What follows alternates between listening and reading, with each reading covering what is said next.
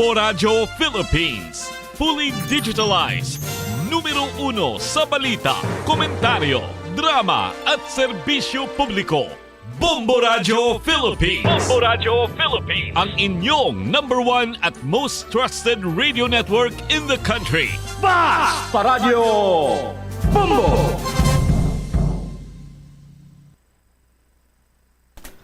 Oras sa Bombo Radio Iloilo, Philippine Standard Time, 42 minutos na nakaligad sa takna sininga las 11. Welcome sa pagpangalagad sa Bombo Anay sa Udto diri sa DUFM Bombo Radio Iloilo, ang flagship station sang the number 1 most trusted radio network kinakadra ang Bombo Radio Philippines. Adlaw kita karon sa Lunes, Enero 15, tuig 2024. Sa gihapon inimolaga ni Juan Curman, Bombo Chama Blanco Hover. Sa mga nagapaw na dalaguan karon nga mga balita, Police Regional Office 6 Regional Director Brigadier General Sidney Villaflor nagpadala sang request letter sa City Government nga ikonsiderar ang signal jamming sa Dinagyang Festival. Mayor Jerry Treñas handa pamatian si General Villaflor apang hugot ng panindugan nga pagpamatok sa signal jamming. Kumadumduman sa aton sining mga kabombo sa nakaligad sining tuig, intunsis ang gwa sang signal jamming kay daw kasubong iya banwa nga wala mapinsaran, wala matunan sang husto ang pagpatigayon sang signal jamming. Kay abisad to sa aton sining kapulisan nga maghambag kaya nga signal jamming sa Freedom Grandstand langid ang madulaan sa signal. Igo Moraya pati sa probinsya sa Guimaras, sa Cabanatuan, kag sa mga kabarwanan sa probinsya sa Iloilo, tiway man sang signal ditong ila sining mga cellphone. Sa biyak ka bahin na banwa, mangungumagin lakip sa Iloilo Police or Provincial Health Office sa health promotion activities ang Balikawan ang leptospirosis. Isa sa mga makabig maniya problema sa mga mangunguma ang balatian nga leptospirosis kag ini banwa ang makabig maniya nga makamamatay nga balatian kung hindi iya mahatagan sa nagakigo nga atensyon or medical attention sa mas labing madali nga panahon. Kaya tiyan mga mangunguma naton kung magtanom dira banwa kag kung ano pang ginangila sini iya nga mga ginapatigayon sa pagpananom kag pagpanguma ang sarang iya nga ma-infect sang leptospirosis. Sa dugang pa nga mga balita, supply sang mga water refilling station sa distrito sang Haro, bastante. Subong man, istoryanta, Iloy patay, samtang bata sa ospital matapos nga mabungguan sang modernized bus sa banwa sang Uton, Iloilo. Muni madalakuan mabalita, issues ng impormasyon may sentro karon sa aton sining pagpangalagad sa gyapon diri sa palatuntunan Bombohanay sa Udto. Sa mga kabombo naton, ang issue nga nagalaptaman diri sa bahin sang syudad kag probinsya sang Iloilo may kantanan sa signature buying. Iniangot sa charter change nga ginaduso. Ti ginakabig ining People's Initiative para iya sa pag-amyendar sa 1987 Konstitusyon. Pero ang gwa sinibanwa daw kasubong iya nga ginalibod kag ginapamakal ang pirma sang tagsa ka individual nga makasalapo sa sining nasambit karon nga People's Initiative sa pagduso sa pagkambyo or pagligwat, pag-amyendar sa 1987 Konstitusyon. Ini nga isyu ang nakalabot nagkaroon sa bahin iya sang aton na mga kongresista kay sa House Resolution number 1541 hinyo diri ni House Deputy Minority Leader kag ACT teacher sa Party List Representative Franz Castro, lakip na si Kabataan Representative Raul Manuel kag Gabriela Representative Arlene Brosas na nga pangunahan ining House Committee on Public Accounts sa pagpatigayon sang investigasyon sa pagpanghusisa sa sining signature buying nga kampanya sa the so-called People's Initiative sa pag-amyendar sa 1987 Konstitusyon. Kagaila sinibanwa nga ginalantaw nga ginagamit diri karon ang pondo sang gobyerno sa pagduso sa nasambit karon iya nga lihok. Suno pagani isa kay Representative Castro, madamo na ini siya sang nabaton nga report may kantanan sa pagpanunto kag pagpapirma sa mga peke sini iyang People's Initiative para sa charter change, para nga ti pagwaon nga pinaagi iya sa People's Initiative, isa sa mga liabe para iya nga amyendaran ang aton sini nga konstitusyon. Daw kasubong karon nga vote buying ini sa aton sini karon yung mga kasimanwa ang nasambit nga lihok sa kung sino man ang yara sa likod sining People's Initiative.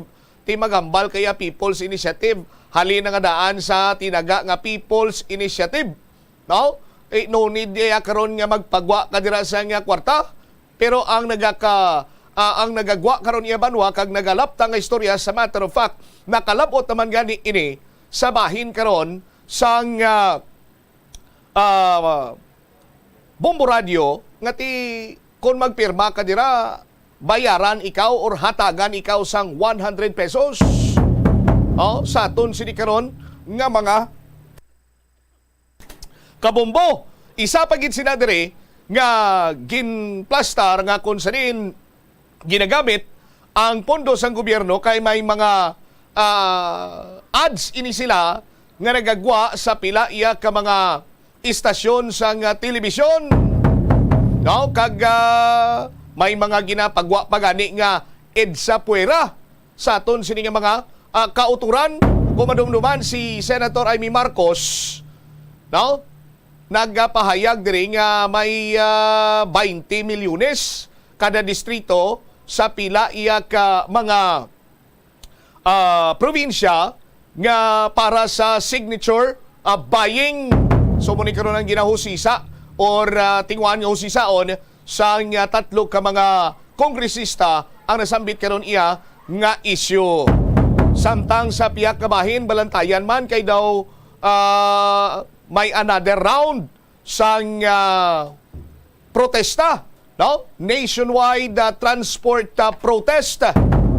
Sandig diri sa Manibela, buwas na ini nila pati gayunon ang nationwide transport protest batok sa Public Utility Modernization Program sa Gyapon.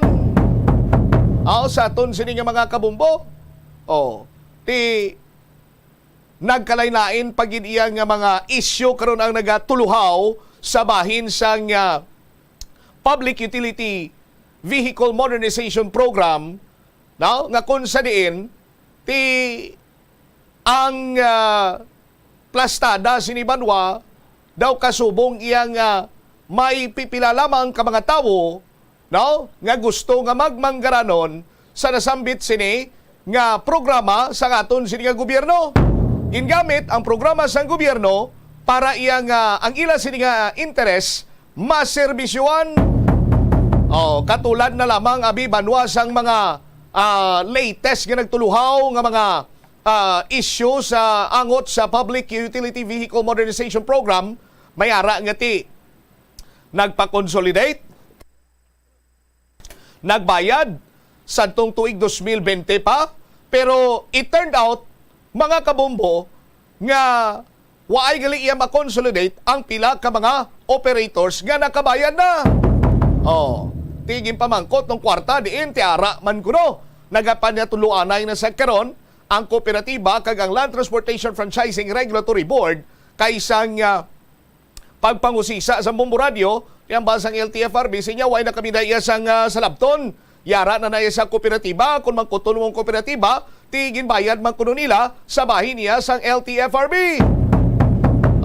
Ti may ara pagid karon banwa, no? Nga mga issue pagid, katulad naging lamang iya nga mayara sang gusto nga magpa-consolidate, agod iya nga ti mangin kabahin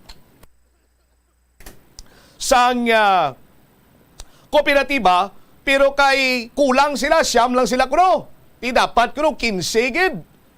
Mga kasubong sila ti luyag na gani nga mag-upod na lang, no, sa isa ka kooperatiba para makapadayon sa ila sini iyang palangabuyan, at the same time, nga makapadayon man ang ila sini nga pagbiyahe ang mga driver hindi mawadaan sang trabaho ang mga operator, ibisan pa paano mayara sang income. Pero tigin balibara no, nga hindi na kuno pwede, kaya dapat 15 gid. Tisa karon sini banwa, nagadamo ang nagatuhaw nga mga issue batok iya sa Public Utility Vehicle Modernization Program, nga kasubong, no, nga sadto pala nga daan waay na iya or wala maplansya sang maayo sa ngaton siniya nga gobyerno sa pagpatuman sining nasambit karon nga programa. Kag nagaklaro dire, no, nga ti ini isa ka anti-poor kag interes lamang sang pipila ka mga Herodes ang ginaserbisyuan sining Public Utility Vehicle Modernization Program. Ang isa pagidiri ti pwede man lang gali nga mayara sang Filipino-made modernized jeep, sarang man nga mahimo, sarang nga mamanufacture, no? Sang Pinoy, ti nga aya nga mas ginpili gid ang malahalon, no, nga sahi isang minibus kag gintawag nga modernized jeep, kag ipautang sa mga operator sa kooperatiba nga mayara malagali isang affordable nga Filipino-made nga modernized jeep. Ti kay kon Filipino-made modernized jeep nag-range lamang sa 900,000 plus. Hindi nila makaginansya mga luko-luko, hindi pangumisyon ang mga luko-luko, no? Mga luko-luko nga tao sa gobyerno. Pero kung modernized jeep, baklon sa China, baklon sa kundi nila i-import, ti dira ya matubod ang kwarta, dira ang komisyon. So mas ginpili sina nila ya nga order sang mga higos-higos sa mga disposable, no, nga mga modernized jeep, minibus, para lamang iya sa ginasiding kag ginalitli nga komisyon sang mga luko-luko nga tawo, no, nga yara sa gobyerno. Ang grupo nga Manibela ang sa gihapon magapadayon sa pagduso sang ila sini iya nga kampanya panawagan nga ibasura ining Public Utility Vehicle Modernization Program pinaagi sa pagkasa sang nationwide transport protest nga magasugod na kuno iya buwas nga adlaw diri sa bahin karon iya sang syudad kag probinsya sa Iloilo. May maupodayhan sa aton sini karon iya nga mga taga Palamati kay sulo diri sa kay Valbuena ang chairman sang Manibela, no, ginalantaw sila diri nga at least 10,000 10,000 ka mga public utility vehicle drivers kag mga operators sa Metro Manila alona, no, ang mag-upod sa nasambitan sini nga protesta kag gina-expectar nga triple ang numero sa mga protesters nga mag-upod sa sining 5-day strike. Sa aton sini karon nga mga tagpalamati ang mga PUB drivers, operators from Calabar Zone and Central Luzon kag iban pang mga sectoral group ang upod man sa protesta simultaneous ini nga pagahiwaton sa mga nagkalain-lain sini nga probinsya diri sa pungsod Pilipinas. No, hambal pa ni Valbuena diri sinya tani hindi lang pag-extend ang mga provisional authority kundi ibasura ang pagpatuman sang Public Utility Vehicle Modernization Program bangod sa kakulang sang pundo, kakulang sa pagtuon kag pagpangipit, pagpuwersa, no, kag pagpamilit sa mga ordinaryo, ultimo nga mga operator kag driver sa pag-upod sa kooperatiba. Tiyan mo nang masakit sa aton sinikaron niya nga mga kabumbo kay ginaipit na gani, ginapuwersa na gani, karon kay luyag na mag-upod, tihambalon ka lang yan nga hindi pwede kay siyam lang kamo, dapat 15 mukbilog. Programa bala ini sang gobyerno para sa kayuhan sang pumuluyo or para lamang gid iniya sa mga luko-luko nga tao sa gobyerno nga konsidente pangumisyon ang unod sa ila sini nga utok, no? Para lamang nga makakwarta sila, para lamang banwa, no? Nga matigayon ang nasambitan sining mga deals nila sa iban siniya nga pungsod sa pag-import sang kuno modernized jeep or minibus, pero ang makaluluoy amo iya ang mga ultimo nga mga operator, ultimo nga mga driver nga nagatinguha nga mabuhi sang honest, mabuhi sang eksakto pinaagi sa pagmaneho sa ila sining mga salakyan. Tibantayan nato ni Banwa. Now, kag hibalonta kung samahin bala sang syudad kag probinsya sang Iloilo may maupod man sa nasambitan sining protesta. Dugang nga detalye sa mga balita kag iban pa nga mga issues talakayon naton sa bumuwaray sa udto pagkatapos ang Bombo Network News. Tanan kita mayara sang mabulig agud pakibatuan ang climate change. Magamit sang bag nga pwede magamit sang liwat-liwat agud mabuhinan ang plastic bag nga ginahaboy. Bango dinhi nagatugas ang greenhouse gases.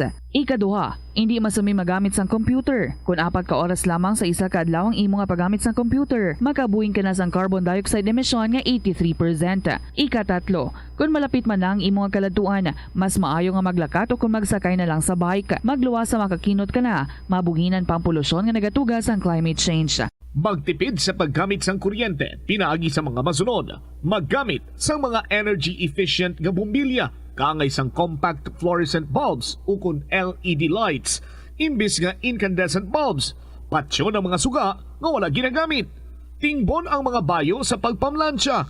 Himuon ang pagpamlansya isa lamang kabes sa isa ka semana. Buksan ang inyo bintana, agud makasunod ang preska nga hangin kag silak sang adlaw sa sulod sang balay, agud malimitahan ang paggamit sang electric fan kag suga. Conserve water. Kung magpanglaba, maggamit sang palanggana kasubong man. Kung nagahugas sang pinggan, unahon hugas ang mga baso, kutsara kag pinggan kag ipaulihi ang mga mantikaon nga kalaha kag kaldero. Gamitan ni Watt ang hinugasan o kon pinamunlawan nga tubig sa pagbuhos sang inidoro. Ito ang Bombo Radio Philippines. Fully digitalized.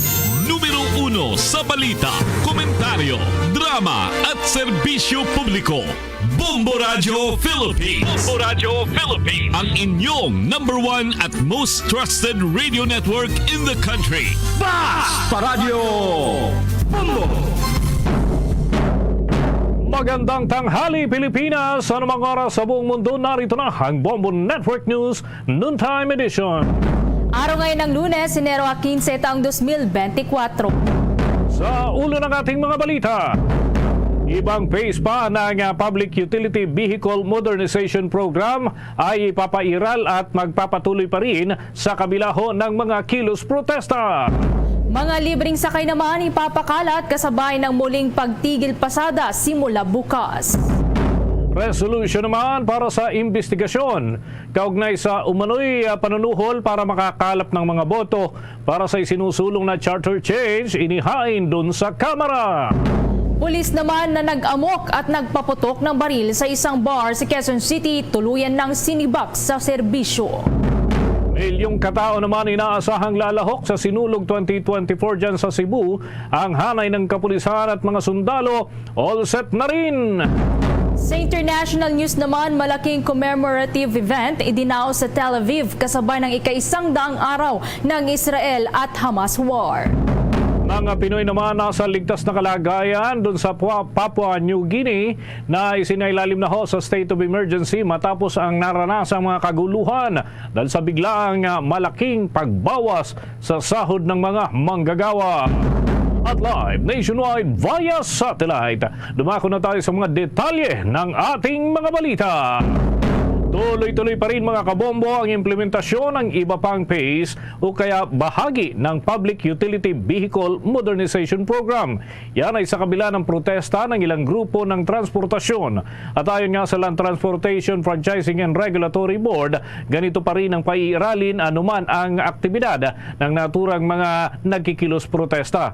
Muling iginiit ng Land Transportation Franchising and Regulatory Board Chairman na si Chofilo Guadis III na naninindigan sila sa kanilang posisyon na tapos na ang consolidation period at itutuloy kagaya nga ng napagplanuhan ang iba pang yugto ng modernization program. Ipiniliwanag din ng opisyal na matagal pa ang tuluyang phase out ng mga traditional jeepney, sa halip ay hiling lamang ng kanilang panig na bumuo ang mga ito ng asosasyon bilang panimula para naman maayos ang sistema ng mga pampublikong sasakyan dito sa ating bansa. Ginawa nga ng pinuno ng Land Transportation Franchising and Regulatory Board ang naturang pahayag sa gitna na rin ng nakaambang panibagong tigil pasada ng ilang jeepney. Yan ay sisimulan bukas sa layuning makumbinsi raw si Pangulong Ferdinand Bongbong Marcos Jr. na bawiin ang pag-revoke sa prangkisa ng mga drivers at operators na hindi nakapag-consolidate. Sa panig naman ng Land Transportation Franchising and Regulatory Board, magpapakalat sila ng rescue buses sakaling kailanganin ng mga mananakay na maapektuhan o ma-stranded dahil pa rin sa naturang pangyayari, at magde-deploy naman ng mga jeepney sa mga lugar na bigong makapag-consolidate ang mga public utility vehicle operators ng mga bumabiyahe sa naturang lugar. Kaugnay pa ng balitang yan, magpapakalat din ang pamahalaang lungsod ng Maynila ng libreng sakay kasabay ng muling tigil pasada sa buong Pilipinas simula bukas, Enero 16. Ang isasagawa kasing protesta ng grupong Manibela ay magmumula yan si Quezon City patungong Mendiola sa Maynila, kung saan 15,000 katao ang inaasahang lalahok. Tiniyak naman ng lokal na pamahalaan sa publiko na nakahanda ang syudad na mag-deploy pa ng mga sasakyan at asistihan din ang mga mananakay na maapektuhan ng tigil pasada.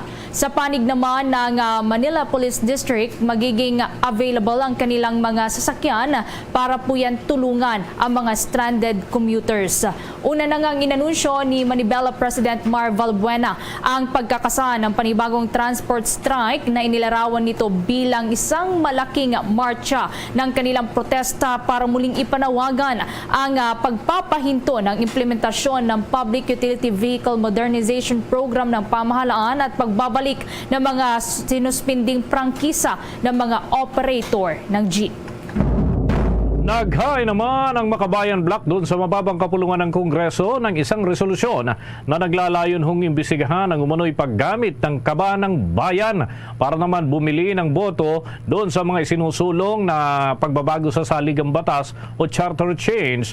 At sa isang statement, sinabi ng House Deputy Minority Leader na si Congresswoman Franz Castro na nakatanggap sila ng mga ulat ng vote buying para naman sa People's Initiative, isang probisyon sa konstitusyon na nag-uutos sa Kamara at Senado na magkasamang bubuo at magtatakda ng kanilang boto sa halip na magkahiwalay na pagrebisa sa ating konstitusyon. Saad pa ng mambabatas na may ilan umanong pinangakuan ng ayuda, habang ang iba naman ay isinabay na ang paglagda sa pamimigay ng regalo noong panahon ng Kapaskuhan. At kaugnay nito mga kabombo, may mga persons with disability din umano ang nalinlang para naman lumagda sa naturang panukalang charter change. Ito ang nagbunsod naman sa panig ng mga mambabatas para maghain ng naturang House Resolution 1541. Kung matatandaan, noong nakalipas na linggo,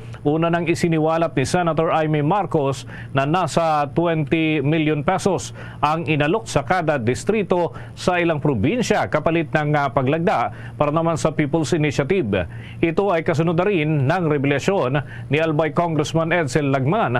Noon pong Enero 5 ay naglabas daw ng pondo ang grupong Ako Bicol at partikular yung mga coordinators noon para naman sa 100 piso sa kada butante para baguhin ang ilang probisyon ng konstitusyon sa pamamagitan ng People's Initiative na lagana po mano doon sa rehiyon ng Bicol. Kabilang na rin sa may mga kahalintulad na aktibidad ng Metro Manila, Ilocos, Central Visayas, Eastern Visayas at Zamboanga Peninsula.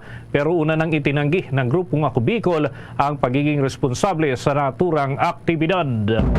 Kuha tayo ng ulat mula sa ating mga kasamahan. Kaugnay ho doon sa kinakasang tigil pasada ng mga jeepney operators and drivers na hindi nakapag-consolidate mga kabombo, may paghikayat ho sila sa Office of Transportation na huwag nang bumiyahe at yung mga katulad ho nilang kabilang sa grupo hanggang sa pagpasok ho ng susunod na buwan. Alamin natin ang kabuang detalye ng balitang yan ni Bombo Trupio Anwada Jr. Umapila ang Office of Transportation Cooperatives sa mga jeep na bigong makapag-consolidate na wag nang mamasada simula Pebrero 1. Ayon kay Andy Ortega, chairman ng Office of Transportation Cooperatives, yan ay upang hindi magkagulo dahil tsak na magkakaroon anya ng hulihan. Dagdag pa ni Ortega na ibibigay sa mga kooperatiba na makapag-consolidate ang mga ruta na pinangangambahang wala nang pumasadang jeep simula sa Pebrero 1. Sa ngayon, naghihintay na lamang ang mga kooperatiba ng mga dokumento at permit mula sa Land Transportation, Franchising and Regulatory Board para sa mga posibleng ibigay na karagdagang ruta. Man sila pwedeng bumiyahe, karapatan, wala na silang prangkisa, kusa sila dapat hindi na bumiyahe para wala nang pinag-uusapang hulian. Yun yung pinaka-importante dito, na ikaw mismo, alam mo na, hindi ka dapat bumiyahe, huwag ka nang bumiyahe para naman hindi tayo magkagulo o magkaroon ng konti mga friction. Una nang sinabi ng grupong Piston na ilang ruta sa Quezon City at Maynila ang wala ng babiyaheng jeep simula 1 ng Pebrero. Ito ay dahil sa hindi nakapag-consolidate ang mga tsuper at operator sa mga naturang ruta. Giit pa ni Ortega, prioridad nila ang kapakanan ng mga pasahero. Sino ba sa kanila ang bibigyan ng pagkakataon na magsilbi sa ating mga mananakay sa mga ruta na hindi nag-consolidate yung mga kasamahan nating mga operators. Yun, para at least alam nila kung ilan ang kailangan nila, sino kaya mga driver na pwede nila matulungan. So, tuloy-tuloy lang yung proseso kasi may ginagawa pa ngayon ng LTFRB.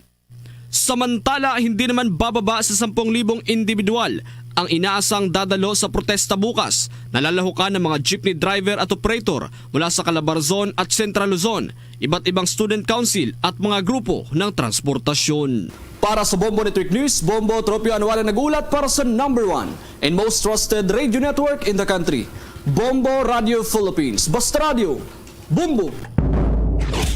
Bombo International News. Kasabay ng ika-100 araw ng gyera sa pagitan ng Israel at militanteng Hamas doon sa Gaza, inalala ng libo-libong mamamayan ang naturang pangyayari na sumiklab noong ika-7 ng Oktubre taong 2023 sa pamamagitan ng pagdaraos ng malaking commemorative event sa may Tel Aviv.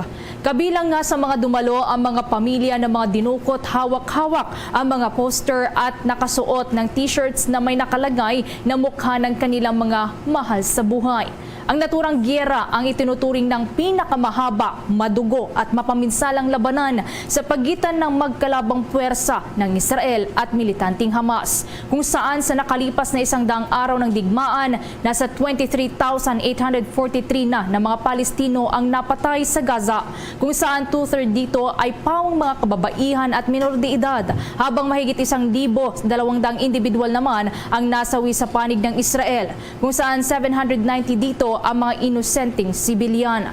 Sa dakong West Bank naman, aabot sa 347 Palestino ang napaslang. Sa damage assessment naman sa Gaza, nasa 45 hanggang 56% ng mga gusali doon ang napinsala o nawasak, habang nasa 15 mula sa 36 na mga ospital ang bahagyang operational na lamang. Mahigit 69% naman ng mga gusali ng mga paaralan ang nasira. 142 na mga moske, 3 simbahan at 121 na ambulansya. Pumalo naman sa 855 o 1.9 milyong Palestino ang na-displace sa Gaza dahil sa gera, habang nasa 2.5% ng populasyon sa northern at southern border communities naman ng Israel ang na-displace dahil pa rin sa gera. Sa kasalukuyan, mayroon pang nananatiling 132 na bihag ng Hamas mula sa 253 na dinukot noong October 7 attack, kung saan 121 na dito ang napakawalan. Nasa 33 katao naman sa mga bihag ang pinatay o namatay habang bihag ng Hamas. Nasa 240 Palestinian prisoners naman ang napalaya na sa isang linggong tigil putukan na ginanap noong nakalipas na taon. Samantala, sa mga kaugnay pang balita sa ibayong dagat, naglabas ng isang video ang Hamas na nagpapakita ng 3 Israelis na bihag ng grupo sa Gaza. Dito hinikayat ng Hamas ang gobyerno ng Israel na itigil na ang opensiba laban sa Palestinian Islamist group kasabay ng pagmarka ng ika-100 araw ng giyera sa pagitan ng Israel at ng Hamas. Sa 37 segundong video, makikita ang 3 Israeli na bihag na sina Noah Argamani, 26 anyos, Yossi Sharabi, 53 anyos at Itay Versky, na 38 anyos, na nagtapos sa caption ang naturang video na nakatakda umanong ibunyag ngayong araw ang magiging kapalaran ng mga bihag na Israelis ng Hamas. Matatandaan na una nang inamin ng Hamas na nawalan sila ng kontak sa ilan pang mga bihag sa gitna na rin niya ng patuloy na pag-atake ng Israeli forces kung saan napatay umano ang mga bihag. Subalit nilinaw naman ng Israel na batid nila ang panganib na kinakaharap ngayon ng mga bihag mula sa kanilang opensiba, kaya't sila ngayon ay nag-iingat upang walang inosenteng buhay ang madamay. Sa kasalukuyan, nasa 132 pang mga bihag ang nasa kamay ng Hamas sa Gaza at 25 dito ang namatay umano habang bihag ng grupo. Abangan mamaya mga kabombo, mga ka-Star Nation, pulis na nag-amok dyan sa lungsod ng Quezon. Ano na kayang magiging kapalaran nito mga kabombo? Makikibalita tayo mamaya-maya lamang hinggil pa rin sa naturang pangyayari. Mamaya kukuha din tayo ng iba pang mga update hinggil naman sa mga balita dyan sa Central Visayas dahil puspusan yung mga aktibidad. May kaugnay pa rin doon sa sinulog at iba pang events na kaugnay ho nito. At yan at iba pang mga balita mga kabombo mamaya lamang. Samantala, Bombo Ever, nakatakda namang makatanggap ng ayuda mula sa Department of Social Welfare and Development ang mga pamilyang naapektuhan sa nangyaring pagbitak ng lupa sa ginagawang Metro Cebu Expressway sa lungsod Puyan ng Naga sa lalawigan ng Cebu. Mula po sa datos ng ahensya, aabot sa 2,005 na pamilya ng kanilang bibigyan ng mga family food packs. Ayon pa sa DSWD, aabot sa 2,121 mga pamilya o katumbas ng 7,716 na individual ang naapektuhan ng insidente na tinatawag na tension crack. Pumalo naman sa 61 pamilya o katumbas ng 232 na individual ang nananatili ngayon na nanunuluyan sa mga evacuation areas. Sa isang pahayag, sinabi naman ni DSWD Field Office 7 Director Shalane Mary Lucero na kapag paabot na sila ng mahigit 2,000 food packs mula pa noong Enero 11. Ang naturangang bilang ng mga food packs ay sisimulan namang ipamahagi sa darating pa na Enero 17 na kasalukuyan taon. Kung maalala, napansin nga ang paglitaw ng naturang bitak o tension cracks sa ginagawang Metro Cebu Expressway sa lalawigan ng Cebu noon po yung Setyembre pa ng nakalipas na taon sa may Purok 1, Riverside, Barangay Cantauan. Doon po yan sa Cebu. Tuwa naman tayo ng mga dagdag na balita mga kabombo. Ang dating mambabatas ay pinasisilip po doon sa Kongreso yung National Grid Corporation income o yung kita ng National Grid Corporation of the Philippines para ho makilatis kung angkop ho ito doon sa kanilang kinakailangan din na maging serbisyo at maging iba pang mga usapin hinggil dyan. Alamin natin ang mga update mula kay Bombo Victor Liantino. Naniniwala ang Bayan Muna Chairperson at dating mambabatas na si Attorney Nery Colmenares na may kasalanan ang National Grid Corporation of the Philippines sa nangyaring malawakang blackout sa Panay Island at sa nalalabi pang lugar sa Western Visayas. Sa ginanap na press conference, kinestyon ni Colmenares kung bakit hindi na kumpleto ng naturang korporasyon ang Negros Iloilo Cebu Grid. Dahil dito, hiniling ng opisyal sa Kongreso na busisiin ang kinikita ng National Grid Corporation of the Philippines at tukuyin ang iba pang mga naging paglabag nito. Ginawa ng dating mambabatas ang pahayag kasabay nga ng mga panawagan ng ilang grupo na imbestigahan ang National Grid Corporation of the Philippines. Git rin ito na malinaw na nakasaad sa prangkisa ng naturang korporasyon na tungkulin nilang matiyak na sapat, ligtas at maaasahang supply ng kuryente sa bansa. Ang National Grid Corporation of the Philippines anya ang backbone kung pag-uusapan ang higher voltage transmission. Punto pa ng dating mambabatas na hindi dapat pinagkakalooban ng super franchise ang mga korporasyon katulad ng National Grid Corporation of the Philippines. May kasalanan ang NGCP sa nangyaring blackout sa Panay, Guimaras at Negros. Kaya dapat imbestigahan. Ginawa niya ba ang mga requirements sa transmission ng voltahe na yung maka-absorb ng voltahe? Pangalawa, bakit hindi na kompleto yung Negros, Iloilo, Cebu Grid? Pangatlo, papel ng China dyan sa loob.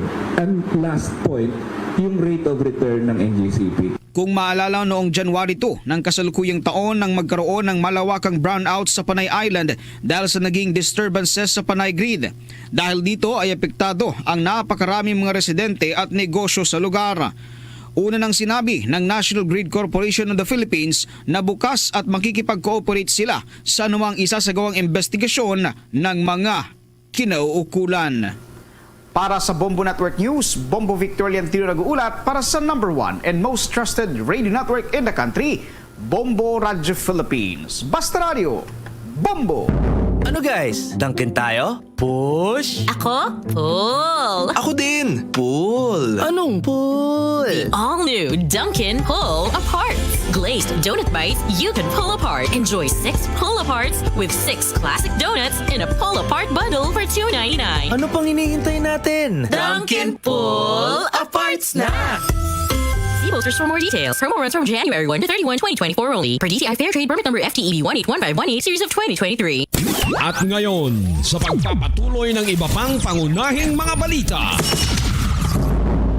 Nakabalik na dito sa Pilipinas kagabi si Pangulong Ferdinand Marcos Jr. matapos ngang dumalo sa royal wedding ng Brunei Prince na si Abdul Matin at Yang Mulia Dayang Anisha Rusna binti Adam.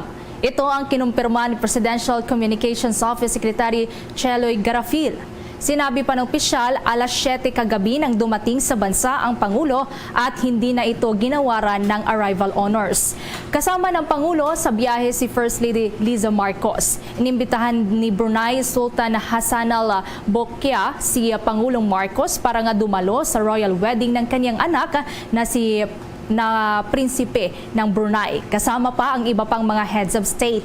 Una nang inihayag ng Malacanang na ang pagdalo ng chief executive sa royal wedding ay lalong magpapatibay pa sa bilateral ties ng Pilipinas at ng Brunei. Sa dagdag pa nating balita, nagsimula na ho ngayong araw, Enero 15, ang pagtanggap ng aplikasyon para ho dun sa mga gustong kumuha ng bar examination para sa taong 2024. Ayon sa Supreme Court, maaaring magsumiti ang mga prospective candidates ng kanilang aplikasyon hanggang sa 5 ng Abril ng taong kasalukuyan. Para sa mga new applicants, previous takers at refreshers na wala pang existing accounts dyan sa kanilang online platform ng Supreme Court na Bar Applicant Registration System and Technology Assistance o yung barista. Maaari na hong gumawa ng individual account. Bukod dito ay kailangan ding kumpletuhin o kaya naman ay i-update ng mga aplikante ang kanilang profile, i-fill out ang application form at iba pang kinakailangang dokumento. Sa loob naman ng 10 araw, simula ng aprubahan ang naturang abiso, dapat na makapagsumiti ang lahat ng aplikante ng kanilang application form, kasama na ang physical copy ng documentary requirements. Ang mga aplikante, mga kabombo, ay kinakailangan na rin na magbayad ng nasa 12,800 pesos na application fee.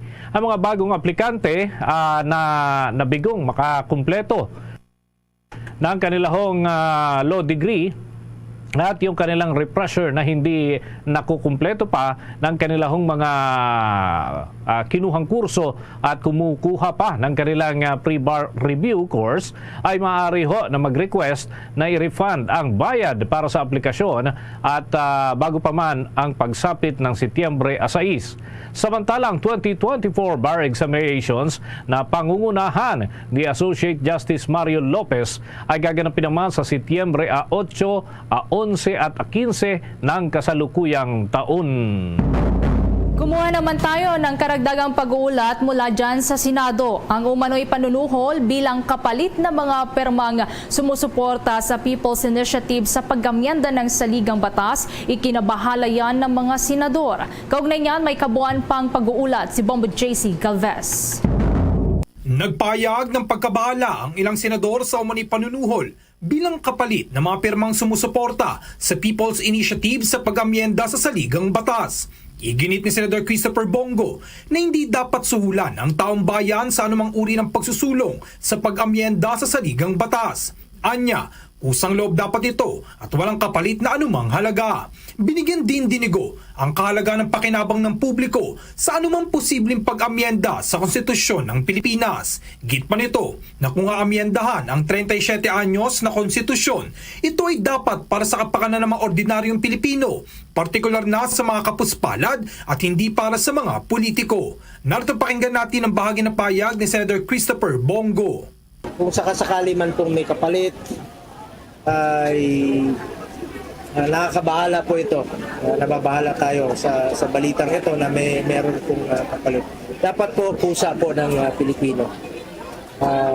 Hindi dapat suhulan, wala pong dapat kapalit. At ano po nasa gusto ng Pilipino? Kung ayaw ng Pilipino, wag po. Walang pilitan dito. At meron nga tayong nababalitaan na panunuhol ay dapat po ay matigil po ito.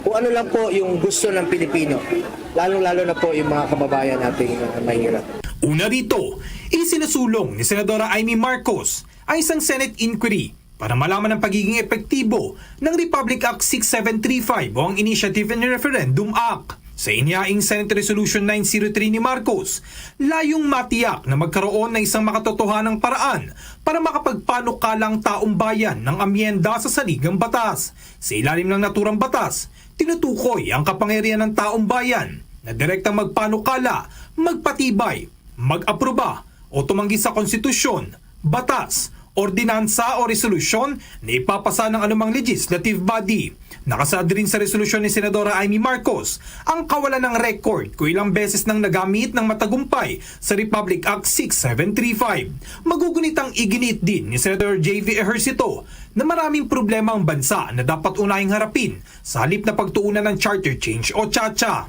Ayon kay Ejercito, wala sa timing ang pagsulong ng CHA-CHA sa panahon ng napakaraming hamon na dapat unahin. Git din ni Senate Majority Leader Joel Villanueva na hindi CHA-CHA ang sagot sa kumakalam na sikmura, kawalan ng trabaho, problema sa El Nino at pagtaas ng presyo ng mga pangunahing bilihin. Tigilan na rin anyang pagkakait sa ating mga kababayan ng ayuda dahil lang sa hindi nila pagpirma ng petisyon ng umano'y People's Initiative. Para sa Bombo Network News, ako si Bombo JC Galvez, nagulat para sa number 1 and most trusted radio network in the country, Bombo Radio Philippines, Basta Radio, Bombo! Oras natin sa buong kapuluan, 25 minuto na, makalipas ang alas 12 ng tanghali. Mamaya mga kabombo, mga ka-Star Nation, abangan ang ating magiging panayam sapagkat kukumustay natin yung kalagayan ng ating mga kababayan dyan sa Taiwan matapos nga ho ang pagkakaluklok ng panibagong leader doon sa naturang lugar at yung reaksyon din ng mga komunidad kaugnay ho doon sa One China policy issue at maraming iba pa mga kabombo. Samantala, ramdam na ng ilang magsasaka ang epekto ng El Niño phenomenon. Ayon nga kay San Ildefonso Municipal Agriculture Officer Victorio Hoson, tinatayang nasa 10% kasi ng mga magsasaka ng palay doon sa San Ildefonso ang hindi nakapagtanim ngayong dry season dahil na rin sa kakulangan ng supply ng tubig lalo na doon sa mga ilang partikular na lugar. Kung kaya't nangangamba naman tuloy ang mga magsasaka na baka hindi maabot ang regular nilang inaani na 4.7 metric tons ngayong dry season. Ang mga lalawigan o ang naturang lalawigan naman ng Bulacan ang isa ho sa mga nag-aambag ng malaking ani para sa buong bansa. Ilan sa mga magsasaka ang idinadaig naman ang kawalan ng tubig dahil sa 2 buwan mula ng huling umulan sa kanilang lugar. Nagpasalamat naman ang ilang pong mga magsasaka sa naturang probinsya dahil sa ibinibigay ng Department of Agriculture na 5 solar-powered irrigation system na malaking tulong daw para sa mga magsasaka. Subalit pinangangamba nila na kung lumala pa ang El Niño phenomenon ay maaring matuyo ang kanilang pinagkukunan ng tubig kagaya ng Kasalat River na siyang source ng mismong patubig para sa kanilang mga taniman. Samantala, hahabulin naman ng Department of Migrant Workers at ng Anti-Money Laundering Council o AMLAC ang mga human trafficker at illegal recruiter. Ito ay matapos ngang lumagda sa isang kasunduan sina Department of Migrant Workers Officer in Charge Undersecretary Hans Leo Kakdak at ni AMLAC Executive Director Matthew David para mapalakas pa ang kanilang ugnayan laban sa human trafficking at illegal recruitment. Kaugnay pa riyan, sa pamamagitan umano nito, magsasanib puwersa ang 2 ahensya para imbestigahan at panagutin ang mga asset ng mga human trafficker at illegal recruiter para maprotektahan na din ang kapakanan ng mga overseas Filipino worker. Kaugnay nito, hinikayat ng ahensya ang ating mga kababayang overseas Filipino worker na biktima ng krimen na may kaugnayan sa pananalapi, humihingi ng libreng legal assistance sa kanilang tanggapan na maaari umanong makipag-ugnayan sa pamamagitan ng kanilang social media account para maaksyonan agad at mapanagot ang mga illegal recruiter. Abangan ho mamaya mga kabombo, mga ka-Star Nation, ang atin hong panayam sa kababayan ho natin, lalo na yung mga leader ng mga komunidad dyan sa Taiwan sa panibagong development ho na pagkakatalaga ng bagong pinuno ng naturang lugar. Kung ano yung mga pulisiya naman ay susulong ho nito para sa kapakanan ng ating mga kababayang overseas Filipino workers dyan pa rin sa naturang lugar. At ganun din, makikikumusta na rin tayo. Baka tumitindi na rin ho yung lamig ng temperatura lalo dito sa Pilipinas, ramdam na natin mga kabombo yung mahalumigmig na hangin hanggang sa medyo talagang mas mababa na kumpara ho doon sa dati nating nararamdaman na temperatura dito ho sa Pilipinas. At sa kaugnay ho niyan, mga kabombo, mga ka-Star Nation, kapiling natin sa ating linya ng komunikasyon ang chairperson ng migrante dyan sa Taiwan, si Binibining Hilda Banugan. Welcome sa Bombo Radio Philippines, where nationwide and worldwide, si Bombo Dennis Hamito po ito. Together with me, si Bombo Everly Rico. Welcome to the program. Kumusta po kayo dyan? Tanghali po sa lahat at sa lahat ng tagapakinig ng ating programa ngayong araw na to. Kami ho'y napatawag sapagkat ano po ba yung sitwasyon naman ng mga kababayan natin dyan sa Taiwan sa ilalim ho ng bagong leader na naitalaga ho? So far kasi naging nagmamasid pa kami ngayon kung ano yung magiging kalagayan. Kasi kakaka-elect lang nitong bagong presidente and syempre yung mga tinitingnan natin yung mga palisiya, kung meron bang mga pagbabago, may mga changes ba pagdating sa labor laws ng mga migrante. So sa ngayon kasi nagmamasid pa tayo, but at the same time, nakikita naman natin yung magandang production ng bagong halal. Dahil sa kabila ng lahat, doon sa naging mga katunggali niya, meron mga nagpo-propose na alisin yung minimum wage ng mga migrante. Parang hindi siya dapat isali sa mga lokal. Pero siyempre, hindi tayo papayag ng ganoon. But titingnan natin kung ano yung magiging resulta kasi kalakhan sa mga member ng KMT, ng Kuomintang at saka ng TPP is medyo mas marami sila sa Legislative Yuan. So ito yung medyo nangangamba tayo na baka pag naisulong nila, kasi itong grupo na to ang nagsusulong ng ganitong palisiya, so baka pag isulong nila ito ay mapagtagumpayan nila ito at matatanggalan, tuluyan tayong matanggalan ng minimum wage. So hanggang ngayon, naging ano tayo, nag-aaral muna tayo, nagmamasid kung ano nga ba yung magiging resulta pagdating ng in the future po. Okay. Ano po naman yung reaksyon ng mga taga dyan sa Taiwan, kahit yung mga grupo ng mga overseas Filipino workers, pag dating ho dun sa issue ng paggiit ng China na bahagi pa rin ng kanilang teritoryo itong Taiwan? Sa mga sa mga nakakausap natin sa mga local Taiwanese, syempre yun yung nagdala ng pagkapanalo ng bagong presidente ngayon dahil sa pagsuporta nila dito sa dating nilalaban ng current president na magkaroon nga ng independent ang Taiwan. So yun yung dahilan kaya nanalo siya. And syempre yung mga kababayan din natin ay nag-aalala din na totoo ba yung mga haka-haka na pag nanalo ang grupo ng DPP ay magkakaroon na ba ng giyera? So yun. So syempre, nagiging lagi na rin sinasabi sa kanila, huwag tayong magpanik, lagi tayong maging handa, and huwag tayong maniniwala sa mga misleading, mga mali-maling information, balita. And syempre, nandun pa rin po tayo na if ever mangyari yun, magkaroon muli ng tension at mawalan kami ng trabaho, syempre yun yung pinakauna na pumapasok sa isip namin na ano nga ba ang magiging future namin pagdating ng araw. So sa ngayon kasi medyo payapa naman, wala naman tayong mga nakikitang mga pagbabago at tuloy-tuloy pa rin po yung trabaho, tuloy-tuloy pa rin po yung pasok. Si Bombo Everly may tanong. Bombo Ever? Yes po, ano naman po itong take po ninyo sa migrant workers dyan sa Taiwan sa naging statement po ng gobyerno ng ating bansa na naninindigan pa rin po ito sa One China policy at hindi daw kinikilalang bansa ang Taiwan? Well, sa akin personally, sa pananaw ko na igalang natin kung ano yung paninindigan ng mga Taiwanese na magkaroon ng sarili nilang polisiya. At syempre, sa atin naman, sa gobyerno naman natin na sana rin magkaroon din tayo yung ating gobyerno ng direktibang pagsusulong para sa independent foreign policy. Po, kamustahin na rin po namin. Sa ngayon po ba, wala po bang ipinapatupad yan na pagbawas po sa foreign workers ang Taiwan o anuman pong mga major changes na makaka-apekto po lalo na sa ating pong mga kababayang overseas Filipino worker? Wala naman po, pero start nitong mga nakaraang taon, past year, meron pong mga companies na medyo humina yung production, nagtatanggal ng mga manggagawa, nagle-lay off.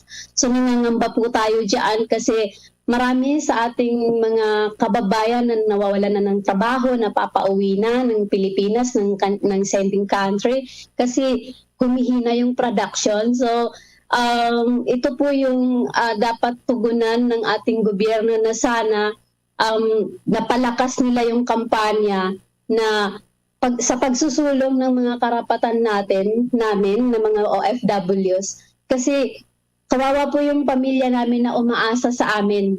And pagka po kasi nawalan kami ng trabaho dito, sariling sikap na lang namin para maghanap ng mapasukan.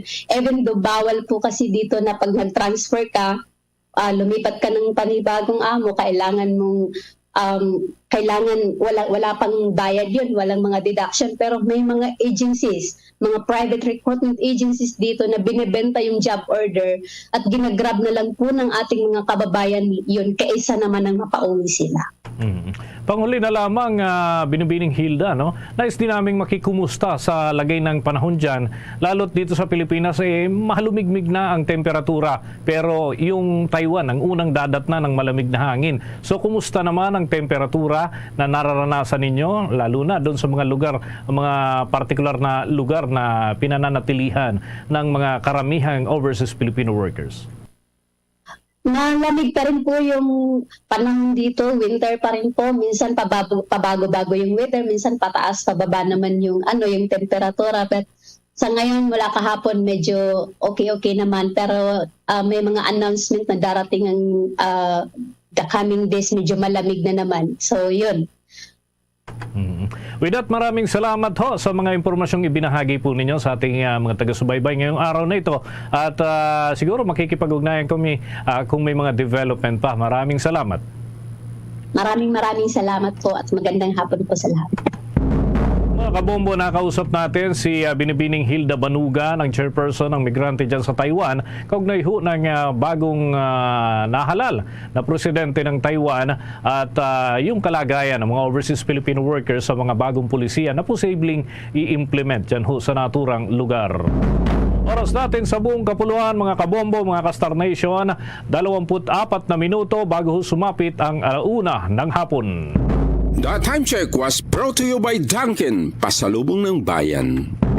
Sa mga karagdagan nating balita, kumpiyansa ang Department of Tourism na hindi sila mahihirapang maabot ang target na 1.5 trilyon na kita para sa domestic tourism at ganun din para sa taong kasalukuyan. Sinabi nga ni Secretary Cristina Frasco na may mga kaparaanan na ginagawa ng kanilang tanggapan at yan ay sa layunin na lalo pang dumami yung mga lokal na turista sa bawat lugar. Ilan sa mga ito ay ang pagpapaganda ng mga pasilidad ng bawat lokal na tourist spots at pangunahin na yung mga binibisita ng mga tao doon sa mga lugar na ito. Partikular na tinutukoy ang Cebu, Palawan, Boracay, Siargao, Metro Manila at lalawigan ng Batangas. Isa sa mga programang isinusulong nila ngayon ay kung paano maipapakilala ang ilan pang mga hindi gaanong popular na mga lugar, ngunit posibleng maghakot din ng maraming mga turista sa hinaharap na panahon. Samantala, kumuha pa tayo ng pag-uulat mula naman yan sa may Department of Education na nagpapasalamat daw sa Taguig at Makati sa maayos na paglilipat ng 14 na paaralan. Kaugnay niyan, may nakalapang report si Bombo Kelly Cordero. Maayos na nailipat ang 14 na paaralan sa kooperasyon at pangako ng pamahalang lungsod ng Taguig at Makati. Kasabay nito, lubos na nagpapasalamat ang Department of Education sa dalawang lungsod sa naging maayos na proseso. Gayon din kinilala ng Department of Education si Regional Director Gilbert Sadsad at lahat ng miyembro ng Transition Committee sa kanilang tiyaga at sipag sa naturang kaso. Matatandaan na pumirma ng Memorandum of Understanding sina Vice President at Education Secretary Sara Duterte, Taguig Mayor Lani Cayetano at Makati Mayor Abby Binay noong Miyerkules Enero 1 taong 2024. Sa nasabing kasunduan, ang Schools Division ng Taguig Pateros na ngayon ang mamamahala at magpapatak sa 14 na paaralan. Bagamat mayroon pa ring mga partikular na issue at apila na dapat ipaubaya sa pinal na pagpapasya ng mga otoridad, ang naturang transition ay natapos sa pamamagitan ng sama-samang pagpapasya ng mga partido kasabay ng pagtiyak na hindi magkakaroon ng problema sa paghahatid ng basic education services. Samantala sa ibang balita naman, umaasa ang mga miyembro ng PhilHealth sa mas maayos at mas pinalawak na serbisyo kasunod ng 1% increase sa premium contribution ngayong taon. Tiniyak naman ito ni PhilHealth President at Chief Executive Officer Emmanuel Ledesma at sinabing papalawigin ang benefit coverage para mas mapagaan ang gastos ng mga naoospital na miyembro ng PhilHealth. Ang daming plano ng PhilHealth and I think the most important of it, of all, of course, digitalization is there, but we're planning to increase the benefit packages po across the board. And we've already started doing that. Maliban pa rito, papalakasin din umano ang PhilHealth Consulta Package kung saan pwedeng makakuha ng libreng gamot ang mga miyembro nito. Ngayong taong, ang budget allocation natin para sa Consulta Package ay 30 billion.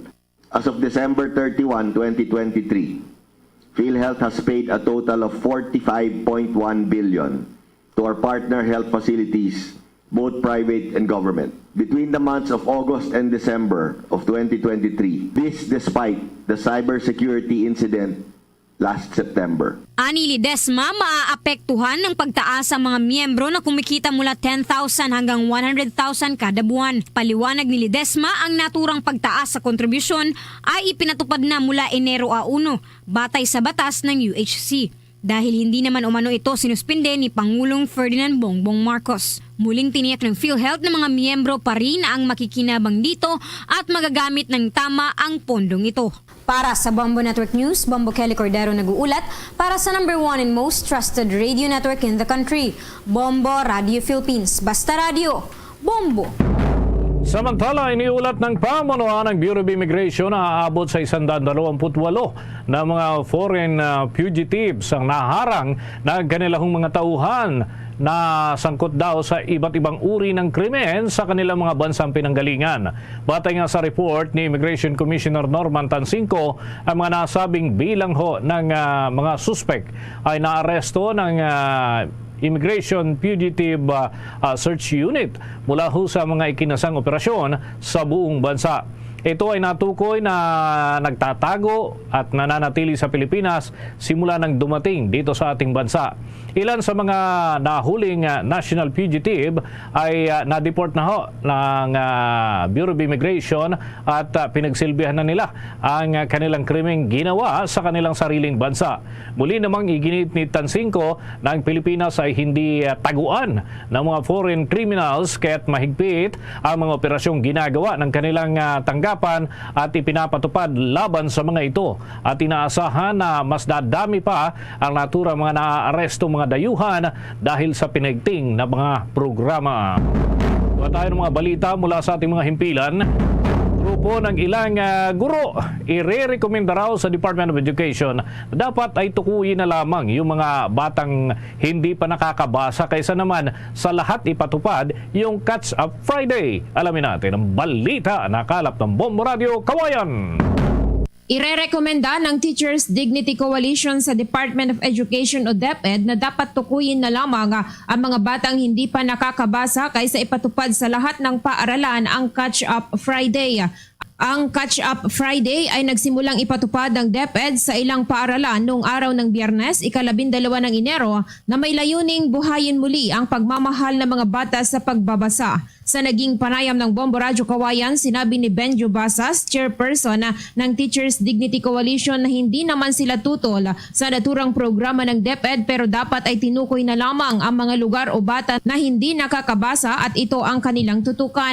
Naniniwalaan niya siya na sa isang classroom ay bilang lamang ang mga hindi pa nakakabasa. Mungkahin niya sa DepEd ay makipag-ugnayan sa field para malaman ang mga problema na dapat tutukan. Dapat din anyang tutukan ang foundation o ang mga bata na nasa kinder hanggang grade 3 na magbasa dahil kapag natuto silang magbasa o matutunan nilang mahalin ang pagbabasa ay wala nang magiging problema. Paglaanan din ito ng mga resources at dapat walang aalis sa grade 3 na hindi marunong magbasa. Sa isang klase o sa isang eskwelahan, may ilang mga bata dyan na hirap magbasa. No? Pero mas marami yung magagaling ng magbasa. No? Ang punto ko lang sa usapin na yan, baka naman hindi natin kailangan na entire system ay mag-undergo ng mga ganito. No? Baka pwede tayo mag-identify mga struggling students or areas. No? Dalawang bagay ito. Individually, we have to identify the children. No? Pangalawa, yung areas, geographic areas. No? Pangatlo, yung learning areas, kung saan dapat yung ating mga bata ay bibigyan ng enhancement ng skills. Para sa Bombo Network News, mula rito sa Bombo Radyo Kawayan, ako si Bombo Lani Velasco para sa number 1 and most trusted radio network in the country, Bombo Radio Philippines, Basta Radio Bombo. Nasa milyong katao naman inaasahang lalahok sa Sinulog 2024 sa Cebu. Kapulisan at kasundaluhan naman ng Cebu nakahanda na para sa naturang event. Kaugnay yan, may panakalapang balita ang Bombo Radio Cebu. Inaasahan ng kapulisan ng Cebu City na aabot sa 5 milyong katao ang lalahok sa mga aktibidad ng Sinulog Festival ngayong taon. Kaya naman nagpadala ang Police Regional Office Central Visayas ng kanilang deployment force na aabot sa 3,500 security personnel sa iba't ibang lugar kung saan gaganapin ang 459th Fiesta Senior at Sinulog Festival. Alinsunod dito, hinimok ni Police Brigadier General Anthony Aberina, ang Regional Director ng PRO 7, ang mga taong makikipagtulungan sa kanila at susunod sa mga safety protocols upang makamit ang kanilang pagnanais na magkaroon ng ligtas, secure at sulim na Senior at Sinulog Festival 2024. Nagsagawa din sila ng pagpupulong kung saan hiniling ng PRO 7 sa National Telecommunications Commission ang pansamantalang pagsuspindi sa lahat ng cellular signals sa ilang lugar kung saan may mga aktibidad sa sinulog. Nakipag-ugnayan din sila sa Civil Aviation Authority of the Philippines para ipatupad ang no-fly zone maliban sa mga ari-arian ng pag-aari ng gobyerno sa mga ruta ng Fluvial Procession, Solemn Procession at ang Sinulog Grand Parade. Ipapatupad din ng Philippine Coast Guard ang no-sail zone sa Cebu-Mactan Channel sa panahon ng Fluvial Procession. Magtatag din ang pulisya ng mga matataas na poste sa mga rota ng Solemn Procession at Grand Parade. Magsasagawa din ng pinaigting na anti-criminality operations. Magpapatupad din ng mahigpit na kontrol at magtatag ng mga checkpoint. I-activate din nila ang RDRRMC 7 ang kanilang Virtual Emergency Operations Center para makapagbigay ng venue para sa koordinasyon ng mga miyembro ng konseho sa mga aktibidad ng sinulog. Para sa sinulog is the PNP in cooperation po doon sa mga other security forces from Armed Forces of the Philippines, Coast Guard, BGMP, Bureau of Fire ay ready na po tayo para sa security operations para sa sinulog. And nagutos po tayo na maging agresibo at saka maging matsyag ng lahat po lang i-deploy. Si Police Brigadier General Anthony Aberina, ang Regional Director ng Police Regional Office Central Visayas. Mula rito sa probinsya at lungsod ng Cebu, Bombo Jeremy Balingit para sa number 1 and most trusted radio network in the country. Bombo Radio Philippines, Basta Radio. Bombo! Samantala, mga kabombo, 12 minuto bago sumapit ang 1:00 ng hapon. Kuha pa tayo ng mga karagdagang report mula ho dyan sa Central Visayas. Nagpakita ng pagkakaisa itong sina Governor Gwen Garcia at Cebu City Mayor Michael Rama sa kabila ng mga nakalipas na naging sagutan nila. Kaugnay pa rin ng mga aktibidad dyan sa sinulog sa naturang probinsya. May balita ang Star FM Cebu. Nagpakita ng pagkakaisa si Governor Gwendolyn Garcia at Cebu City Mayor Michael Rama matapos na mag-perform ng sabay ang dalawa sa sinulog sa lalawigan kagabi na ginanap sa Cebu City Sports Center. Nagpasalamat si Rama sa gobernador sa malaking ambag nito sa tagumpay na pagdaraong sa sinulog 2024. Matapos itong makatanggap ng plaque of recognition na inabot sa kanya sa panahon ng awarding of winners sa sinulog sa lalawigan sa Cebu City Sports Center. Ayon pa ni Rama na wala umunong magagawa ang 4 component cities, Antalisa City, Mandaue City, Lapu-Lapu City at Cebu City kung wala ang mga independent component cities at municipalities ng Cebu. Sa ngalan umano ni Senyor Santo Niño, kinakailangan na magkaisa at sa lungsod umano ng Cebu, ang politika ay lilipas at ang pagkakaibigan ay mananatili sa huli. In the name of Senyor Santo Niño, we should not be divided. In the name of the peace of Senyor Santo Niño, never mind municipal. We don't distinguish. In Cebu City, politics will pass, friendship should last, family ties forever, everything an eternal. Samantala, Hagkot Awards naman ang Karkar City. Grand Champion ito sa Ritual Showdown, Best in Street Dancing 2nd place, 2 special awards as Best in Costume at Best in Musical Ensemble, pati na rin ang Sinulog sa Lalawigan 2024 Festival Queen. Tumanggap ang Karkar City ng 3.5 million pesos sa Grand Ritual Showdown. Samantala, inanunsyo rin kagabi na ang Sinulog Foundation Incorporated, gayon din ang Cebu City Government na nagbigay ang mga ito ng additional cash prize sa lahat ng mga nanalo sa iba't ibang kategorya ng Sinulog sa Lalawigan. Ang premyo para sa Grand Champion sa Ritual Showdown sa Sinulog sa Lalawigan na idinagdag ng SFI at Cebu City Government ay 500,000. Nasa 400,000 naman para sa 2nd place, 300,000 para sa 3rd place, 200,000 para sa 4th place at 150,000 din ang 5th placer. Sa lahat ng 16 na contingent sa Sinulog sa Lalawigan, ang lungsod ng Karkar ang may pinakamaraming natanggap na award, major man at special awards. Mula Star FM Cebu, Star DJ Jom Garnett nag-uulat para sa #1 and most trusted radio network in the country, Bombo Radio Philippines. Basta Radio, Bombo! Bombo International News. Ang Taiwan handa raw na manindigan sa katayuan laban sa One China policy. Kaugnay niyan, may nagkapanayan pa ang Bombo Radio Dagupan.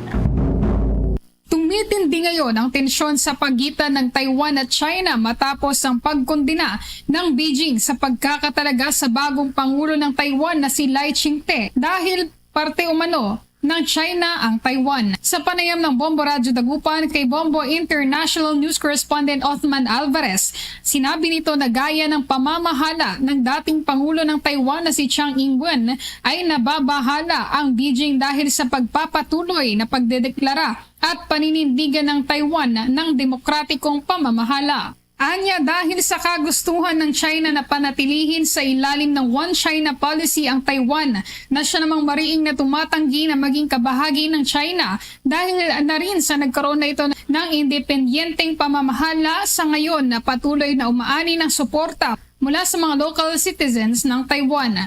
Saad pa nito na dahil na rin sa suporta ng maraming iba pang mga bansa gaya na lamang ng Estados Unidos, ay handa naman ang Taiwan na panindigan ng katayuan nito kahit pa sa nakalipas na alarma ng pagpapalipad ng China ng missile sa Taiwan.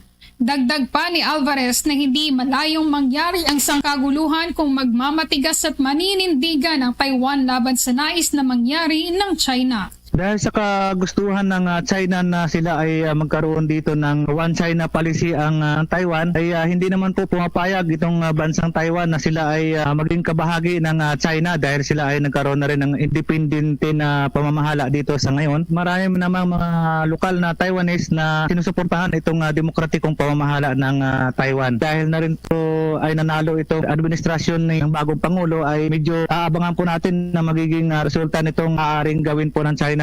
Para sa Bombo Network News, mula rito sa Bombo Radio Dagupan, Bombo Laila de Guzman nag-uulat para sa #1 and most trusted radio network in the country, Bombo Radio Philippines. Basta Radio, Bombo! Sa mga karagdagan pang balita sa ibayong dagat, ang Papua New Guinea naman isinailalim sa state of emergency matapos na magkagulo dahil yan sa biglaang malaking bawas sa sweldo. Kaugnay yan, may nakalapang report ang Bombo Radio Bacolod. Nagkagulo sa POM City sa Papua New Guinea dahil sa malaking bawas sa sweldo ng mga manggagawa na kinagalit ng mga mamamayan. Sa panayam ng Bombo Radio Bacolod kay Maria Resca Regalado, Bombo International News Correspondent Direkta sa Papua New Guinea, isinailalim ni Prime Minister James Marape sa state of emergency ang POM City dahil sa mga nangyayaring mga riot at looting. Ayon kay Regalado, noong Enero 10, araw ng bigayan ng sweldo o tinatawag nilang fortnight, alas 8 ng umaga nangyari ang kaguluhan na itinuturing bilang dark day in history of Papua New Guinea. Ito matapos sa pagtsekyar sa mga bangko, mayroong malaking bawas sa sweldo ng mga manggagawa na dahil hindi umano sa malaking bawas sa buwis. Ito ay kinagalit ng mga mamamayan at mismo ang kapulisan ang nag-trigger sa gulo. Payag ni Regalado sa Papua New Guinea, walang may nangyayaring rally kung saan mas pinipili ng mga tao ang maging violente. Sa ngayon, marami na ang pinatay ng mga tao at sinunog na establishmento na nagdulot ng pagkawala ng trabaho. Kabilang na ang mga Pilipino Pilipino na nagpapatakbo ng mga negosyo. Sa lahat ng mga involvado na departamento sa pagbawas ng malaking buwis sa sweldo, sinuspinde ang mga ito sa trabaho at binigyan ng 2 linggo upang ipaliwanag ang nangyari. Nagbigay naman ng kasiguraduhan si Prime Minister Marape na ibabalik ang binawas sa sweldo ngunit ayon kay Regalado, kung ito ay hindi matupad, malaki ang posibilidad na magdudulot ito ng mas malalang sitwasyon. Yun nga, yung nasa POM is more on Filipinos, yung mga nagpapara ng mga pamilihan na sila nga yung nagtitake charge. At sa pagkaintindi ko, syempre pagka nasundo yung establishment, maraming mga Pilipinas, syempre wala silang work. So ibig sabihin, marami tayong mga kababayan na wala ng trabaho. But I hope na siguro i-transfer naman sila on the other areas na may mga work. Mula rito sa lalawigan ng Negros Occidental, ito si Bombo Zalde for the second person number 1 and most trusted radio network in the country, Bombo Radio Philippines, Basta Radio. Bombo! Bombo Sports News. Inaabangan na mga kabombo, mga ka-Star Nation ang may tatalagang bagong head coach ng Gilas Pilipinas at ayon nga sa Samahang Basketball ng Pilipinas, yan ay mangyayari at i-anunsyo sa lalong madaling panahon. Ang nga kay Erica D ng Samahang Basketball ng Pilipinas Executive Director, simula ng matapos ang Asian Games ay may ginagawa na silang hakbang para naman sa pagbuo ng magandang programa para sa naturang kupunan. Isa na dito ang pagtatalaga ng bagong long-term coach para naman sa pakapag-focus sa mga darating na tournament. Ang mapipiling head coach ay hahawak sa posisyon ng 4 na taon at siya din ang pipili ng bagong pool players. Sa ngayon, isa sa mga lumulutang na pangalan na posibleng mag-take over para naman sa coaching position ay sina Tim Cone, Norman Black, Tab Baldwin at iba pa. Matatandaan na nanalo ang Gilas Pilipinas kontra naman sa Jordan matapos nga ang 61 taon kung saan nasungkit nito ang gintong medalya sa men's basketball sa 19th Asian Games na ginanap dun sa Guangzhou, China. Mga kabombo, mga ka-Star Nation, bago ho tayo dumako sa Orasio Impirata, mga kabombo, malugod ho namin kayong inaanyayahan para ho dun sa mga listeners and viewers natin sa iba't ibang dako ng ating bansa, lalo na ho dyan sa rehiyon ng Mindanao. Para ho sa mga Cebuano speaking dyan sa Mindanao, mapapakinggan at mapapanood ang Bombo Radio Davao. Available din sa ating social media accounts ang Bombo Radio Cagayan de Oro, maging ang Bombo Radio Butuan at Bombo Radio Jensan. Habang sa mga Ilonggo o Hiligay non-speaking dyan ho sa Mindanao, mapapakinggan at mapapanood sa Facebook at YouTube ang himpilan ng Bombo Radio Coronadal. Kaya tutok na sa mga palatuntunan ng Bombo Radio Philippines. Mga kabombo, sabay-sabay po tayong manalangin ng Orasio Impirata for deliverance from calamities. Almighty Father, we raise our hearts to you in gratitude for the wonders of creation of which we are part, for your providence in sustaining us in our needs, and for your wisdom that guides the course of the universe. We acknowledge our sins against you and the rest of creation, nature. We have confused your command to subdue the earth. The environment is made to suffer our wrongdoing, and now we reap the harvest of our abuse and indifference. Global warming is upon us. Typhoons, floods, volcanic eruption, and other natural calamities occur in increasing number and intensity.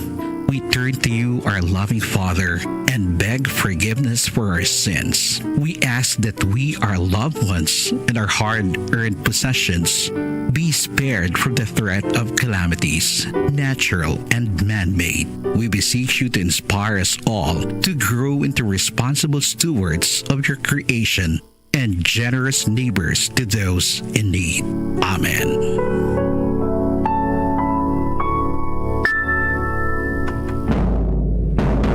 Luzon, Visayas at Mindanao, yan ang kalipunan ng ating mga balita para sa pantanghaling edisyon ng Bombo Network News. Mula sa Bombo News Center para sa number 1 and most trusted radio network in the country, Bombo Radio Philippines. Basta Radio, Bombo! Ito ang Bombo Radio Philippines. Fully digitalized. Numero 1 sa balita, komentaryo, drama at serbisyo publiko. Bombo Radio Philippines. Bombo Radio Philippines. Ang inyong number 1 at most trusted radio network in the country. Basta Radio Bombo! Oras sa Bombo Radio Iloilo, Philippine Standard Time. Impunto launa na sa hapon. Balik na diri sa pagpanglagad sa Bombo Anay sa Udto sa Giyapon ko mo Bombo Chama Blanco Hover. Standby sa aton sining mga kabombo ba isa dako nga sunog nga nagluntad sa may distrito sang Arevalo, partikularmente sa may Villa Carolina Phase 1, Yulo Arevalo. I-check naton ang linya karon kaupod sa Bombolin si Body and Bombo Angel Tan. Ano na ang latest na palong nabla ang kalayo, kumusta dira sa may area? I-check naton ang report karon sa aton sinima Bombo reporters nga yara karon sa may Yulo, no? Arevalo sa may Villa Carolina, partikularmente dira sa may Phase 1. Ang impormasyon nga aton sining nabaton is that nga totally burned gid ang balay. Pila ka pangapamalay ini, no? Sa aton sining mga kabombo, i-check naton ang dugang sining mga impormasyon driman sa pagpangalagad sang Bombo Radyo Iloilo. Check ta sa linya si Bombo Lindsay Body Lane sa report. Please come in. Burned bombotsam ang apat dari ka mga balay dari sa may Barangay Yulo Drive, Arevalo, Iloilo City, direkta dari mismo sa may Villa Carolina Subdivision Phase 1. Bombotsam ini siya nga lugar, compound ini siya nga iyan isang pamilya Pancho. Bombotsam kag tinatigayon naton di nga ma-interview ang isa sa mga nasunugan or isa ni sa mga biktima. Bombotsam bangod nga ti sunod dari kay Miss Leslie Pancho. Isa sa mga nasunugan kag tinatigayon nga masunog ding iya nga balay, which is totally burned man. Bombotsam sunod diri sa iya nakibot na lamang siya nga gulpyada, nagwa ni siya sa iya nga balay kay bangod nga idulong yan ni kuntani ang iya nga mga kabataan nga elementary students padulong sa eskwelahan. Mga pila pa lang, mga 20 pa lang siya bombotsam katapak pagwa sa iya nga balay, gulpyada nga may nagsinggit nga may sunog kag nakibot na lang siya nga ginalamo na ang iya nga balay. Bombotsam wala yan na natigayon pa nga mapagwa ang tanan nga mga appliances, kundi ang pagbalik niya ang nakuha ilang gid bombotsam ang mga importante nga mga dokumento sa sulod sang iya nga mga panimalay ang ginagrabe pag dring iya nga hinibi. Bombotsam emotional ini siya bangod nga ti ang savings kuntani nila nga pamilya upod na diri ang mga ginpang regalo bala sa iya nga mga kabataan kuno kag savings gid nila nga pamilya nga ginabulubanta yala sa 20 to 30,000 na bilin sa sulod sang ilang nga balay kundi bangod sini resulta nga tigayon man ini bombotsam nga masunog ang ilang nga savings kag ti amo to gani ang ginambal man sa iya nga tani amo to kunong ginunaya o kag galing kay syempre nga bangod na bala sa kagkulba kag bangod na bombotsam nga ti na nervyos na siya ang iya lang gid niya nakuha amo ang mga importante nga mga dokumento. Sunod diri sa iya hindi sa balay nila nagumpisa bombotsam ang ining sunog or ang ining kalayo kundi sa tupad balay nila. Ang tupad balay ni nila ti paryente man kay ti pamilya Pancho man lang sila sa isa ka compound bombotsam kag ang ginalantaw diri ang nabilin or ginpabayan kuno bala nga tinigang bombotsam kati ang pagluto diri nila sa tinigang gamit kunong kahoy amo ning ang aligasyon niya sa mga pumuluyo dari o sa mga kaiping man nga mga panimalay dari bombotsam sa may nasambit nga barangay. So ang nabilin nga tinigang mo nang ginalantaw nga rason pero subject for validation pa ina sa gihapon sa aton dari nga mga Bureau of Fire Protection. Actually sa subong padayon padariya nga ginapalong sa aton nga mga katapo sang Bureau of Fire Protection ang kalayo or ang sunog dari pero tiway naman kita may nakitaan dari nga kalayo bombotsam aso na lang gid katama dari sa may area sang Barangay Yulo Drive, Arevalo, Iloilo City. Pero ang ini mga panimalay bangod nga totally burnt ini sila tanan ang ng lunsay mga human bala bombotsam sa light materials rason nga tanan natigayon gid diriya nga masunog or maubos gid lamon sa nga kalayo. May initial kita diri bombotsam nga mga pangalan or ining mga biktima man sa nga masunog mga panimalay nila nagkalasunugan since nga ti compound ini sila amo ning Sanday Julius Pancho, Day Jubert Pancho, Elena Panso, Ernesto Panso, pero madayon pa diri subong nga ginasulat sang aton nga mga personnel sang City Social Welfare and Development Office ang ining mga na biktima or pamilya na biktima sa sunog diri subong sa may nasambitya nga barangay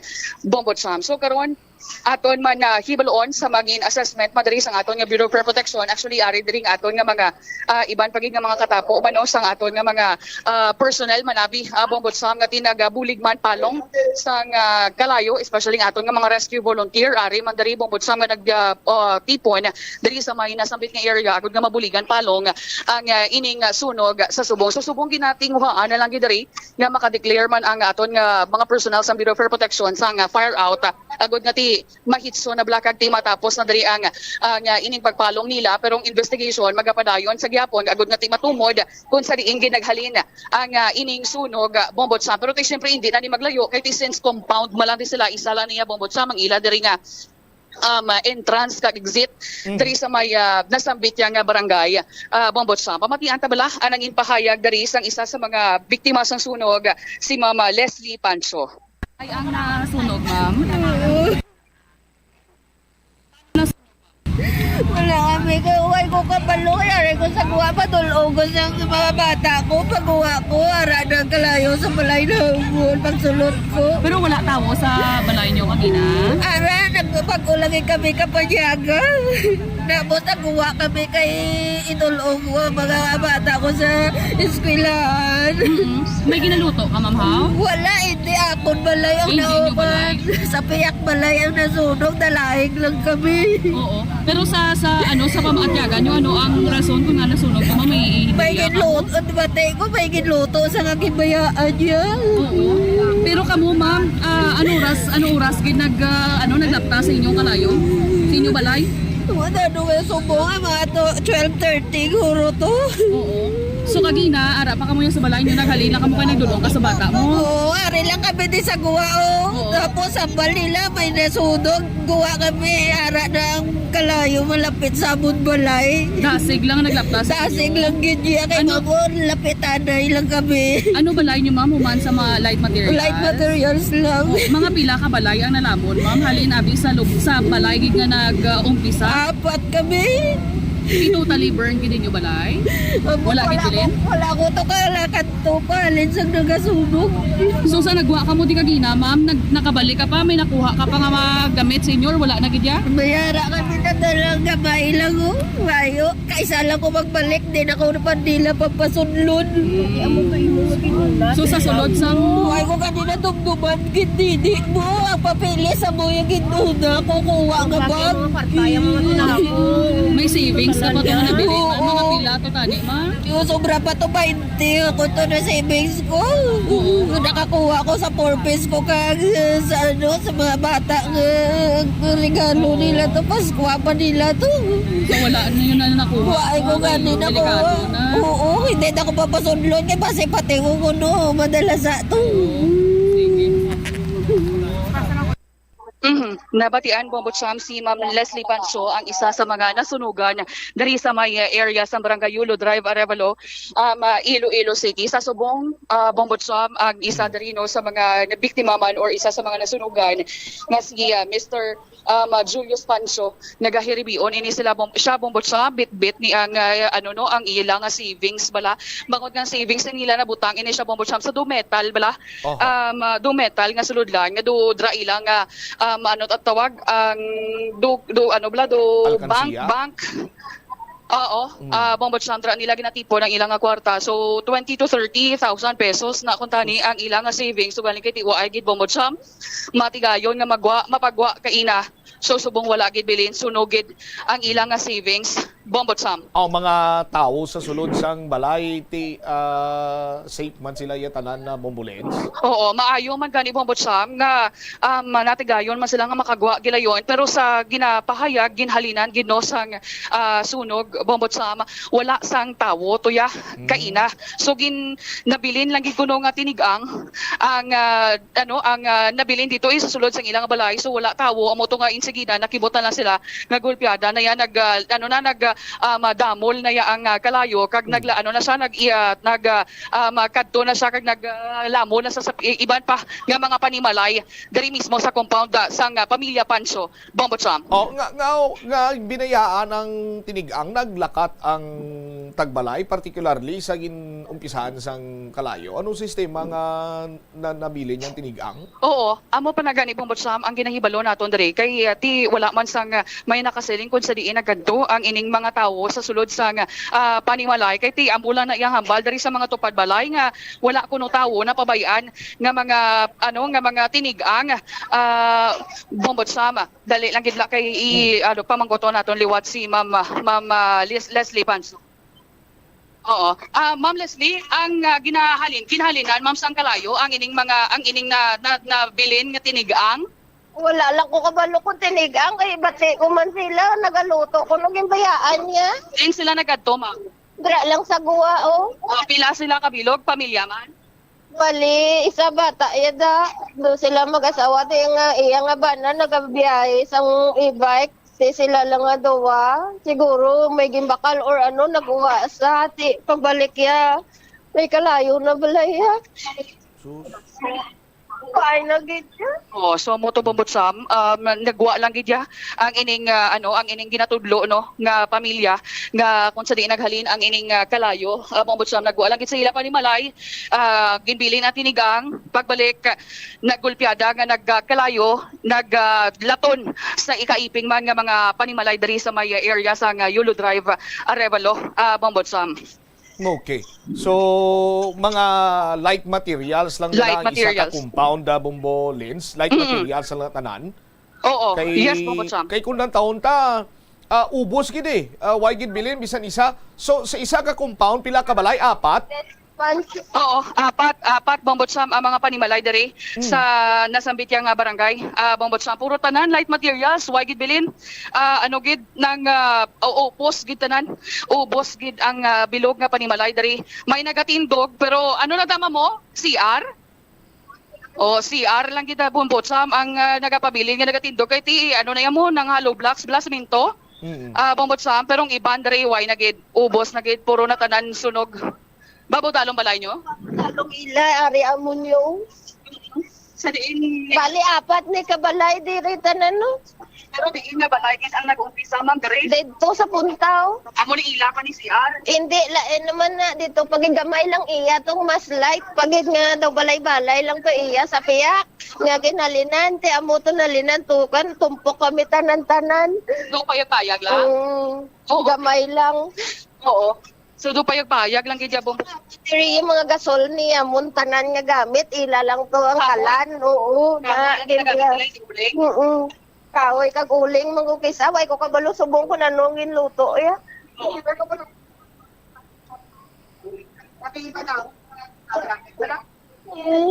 Oo, may ninugukan sa nga split type tong aircon. Pila ka aircon to, tanaw balula na bigyan. Wala lang ko kabalo kay si Banahon lang nakabalo sa mga Bana mo na ba? Oo, bana ko na. So fire out na Bombolins, fire out na sa area. Fire out na dari subong ko i-check ta Bombotsam kung ma-declare na nila nga fire out kay sige pa diri sa gyapon ang aton nga mga personnel sa Bureau for Protection sa pagpalong man kay ginasiguro din nila mo nga wala na gid bala Bombotsam sa kalayo. Di kita gatapak man diri sa mga area diri nga tinasunugan init pa sa gyapon Bombotsam ang matapakan naton diri. Pero i-check ta sa bahin sa Bureau for Protection kung ma-declare na ni bala nila nga fire out. Fire out agad man sir? Okay. Ano oras sir? Alo na 12. 1:12 Bombotsam gin-declare na nga fire out dari sa may area sang Barangay Yulo Drive, Arevalo, Iloilo City. Sir, amo ni ang inyo nga ano ni puno coins na sir? Oo, mga sa ice lang namon. Sa ice? Namon 21 natuto sa isaw. May baboy. Hindi, may negosyo, may rep kami. Oo. Alin sa sano na ngayon yung savings na kami? Isa pa lang ni kabulan. Pero 20 mil sa inyong... Hindi ang tutuya sa savings naman niya. Gain pag niya. Gain pag niya savings naman niya. Coins lang niya. Wala naman masapar. Mahigit masapar. Pero sa tingin kayo na, sir? Ari di sa gwa. Laga kayo ay makayo ko tanay isang rep. Makayo ko tanay sa rep sa Quezon. Paano ta kayo ni why na ko gamit? Pag-igaling ang mga gamit na dala mo. Oo. Dala eh. Pati chinilas ganyan, wala na ko chinilas. Wala kang tao sa balay na sir. Wala ganyan na to sila sa gwayang tutong isa na linano. Ipakita bala Bombo Angel ang benta sang ice kung tani nila ari Bombo Cham pinapakita naton through our Facebook live ang ining puro ni coins basi pwede pa man ni Pisuson. oo pisuson Bombo Cham galing mainit paniabi subong mo pero damo Bombo Cham may pisuson may lilamahon benta niya sang ice nila Bombo Cham ari may mga sinintimos kag ang bag ni Ma'am Leslie nga puno sang savings kung tani nila which is 20 to 30,000 dala pa to yung Bombo Cham ang ilang maayuda halin sa 4-piece bala kati sila mo miyembro sila sang 4-piece program so kada withdraw nila ginatipon ni Ma'am Leslie ang ining ilang makuha binong ayuda halin sa 4-piece o galing kay ti sa subong nga muna nadala sa sunog kag ti away na kay puro to tanan papilon Bombo Cham ang mga kwarta kita taman ti gani mga libro sa mga kabataan isunugid madamo ni nga mga libro diri kita naton puro tanan nasunugid mga bayo wala naman di kay nasunog naman din may bugas pag diri Bombo Cham away na do nagkalokalo na ning bugas Bombo Cham. Oo, pati ito gani ang tsinelas kay ina ni Sir Julius, why naman bilin? Kay tinakasapatos na to sa pagwaya kay ina para ko dani magkayo sa mga ref kay tiyan mo na iubra gapangayo sa mga appliances. Bombo Cham pero ti why na sa sang tsinelas kay ti pati tsinelas nga nadalahig man kag ginlamon man sa nga kalayo Bombo Cham. So nakita talang gid diri subong nga structure ang lang gid diri ang CR lang gid diri nga nagatindog sa gyapon kay ti sementado Bombo Cham. Aside from that wala na gid sang sang panimalay ti ubos tanan lamon sang kalayo Bombo Cham. Ti ang pag-establisar sa Bureau of Fire kung sa diin halin ang sunog pero initially as per information dira bumulins is that nga sa binayaan nga linuto or tinikang sang isa sa mga tag-iya sang balay dira isa sa mga ginalantaw nato na Bombo Lindsay kadasig lang magbakot no kag kung saan pa bala nalikom yigid ang apat ka mga pamalay Bombo Lindsay. Insakto na Bombo Cham kay ti syempre light materials nga daan tapos nagaiping malang ni mga panimalay diri sa diri nga area rason nga dasig siya nga maglaton sa mga panimalay Bombo Cham. So subong ginahulata diri ang investigation sa Bureau of Fire Protection Bombo Cham kung sa diin kung kay sinog panimalay naghalin ang ining sunog ora sa naginhalinan abi nga tigin napabayaan nga linuto tinigang man na or ano man to ginaluto nila bantayan ta na karon Bombo Cham sa mga assessment kag investigation sa Bureau of Fire Protection Iloilo City Bombo Cham. All right.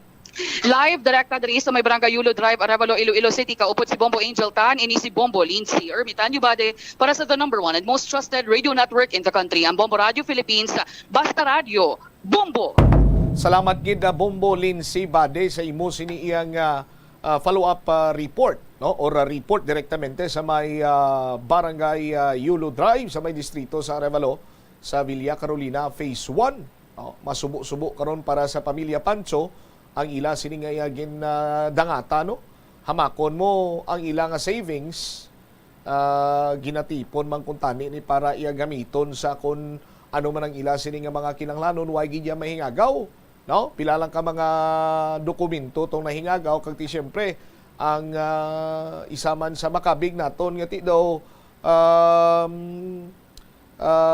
maayo, although nga hindi tamambal nga maayo, kay nasunugan na gani, but wala sang may nadula sining kabuhi. Ugaling tiya mo lanay, ang ila sining ginpundar, ang ila sining sinuptan, nadalasa gid sa sining sunog. That is why sa aton sining mga kabumbo kron ti inapalinton gid naton. No? Nga kun may mga ginahikot kamo sa inyo sining puluyan, hilabi pa kun may ginaluto ikaw dira, nagagamit sa anuman nga appliance, no? Or gamit sa sulod sang panimalay, katulad sang mga electric heater, no? Mga plancha, makatugas ang sunog sa aton sini mga kabumbuti nagakadapat gid iya nga hindi nyo pagkalimtan, no? Inyo gid sini iyang pasiguraduhon nga kung wala na ginagamit, i-switch off gid or patyon, no? Kag sa pagluto ti hindi taman siling iya mabasol kag hindi man tuya hungod nga bayaan ang linuto kay basi kung may ginbakal lang sagwa or may gin check lang sagwa, no? Sa aton sini nga mga kabumbo ti pagbalik yan nagakarab-karab na. Tiway naman siya sang may mahimo pagidi para iyang mapalong ang kalayo kag bangon man sa subong at tsimpo, mapaang-paang. Kung isa may pagdupoy-dupoy man sang hangin, iisa man sa mga rason kung nga madasig, magmakot ang kalayo, hilabi pa nga made of light materials ang mga pamalay sa nasambit sini karon nga lugar. No? Sa aton sini nga mga kabombo. I-check naton later on kung ano ang investigation sa Bureau of Fire Protection sa sining sunog, no? Managluntad dira sa may distrito sa Arevalo. 21 minutos sa nakaligad sa takna sininga launa sa aton sininga pagpanumbalik ka Banwa Balita ni Bombo Gladwin Gustilo. May kagtanan sa sining pagkonsiderar, no?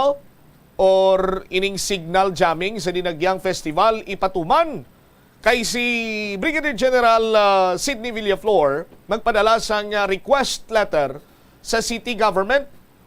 May kantanan sa pag-consider nga ipatuman naman ang signal jamming.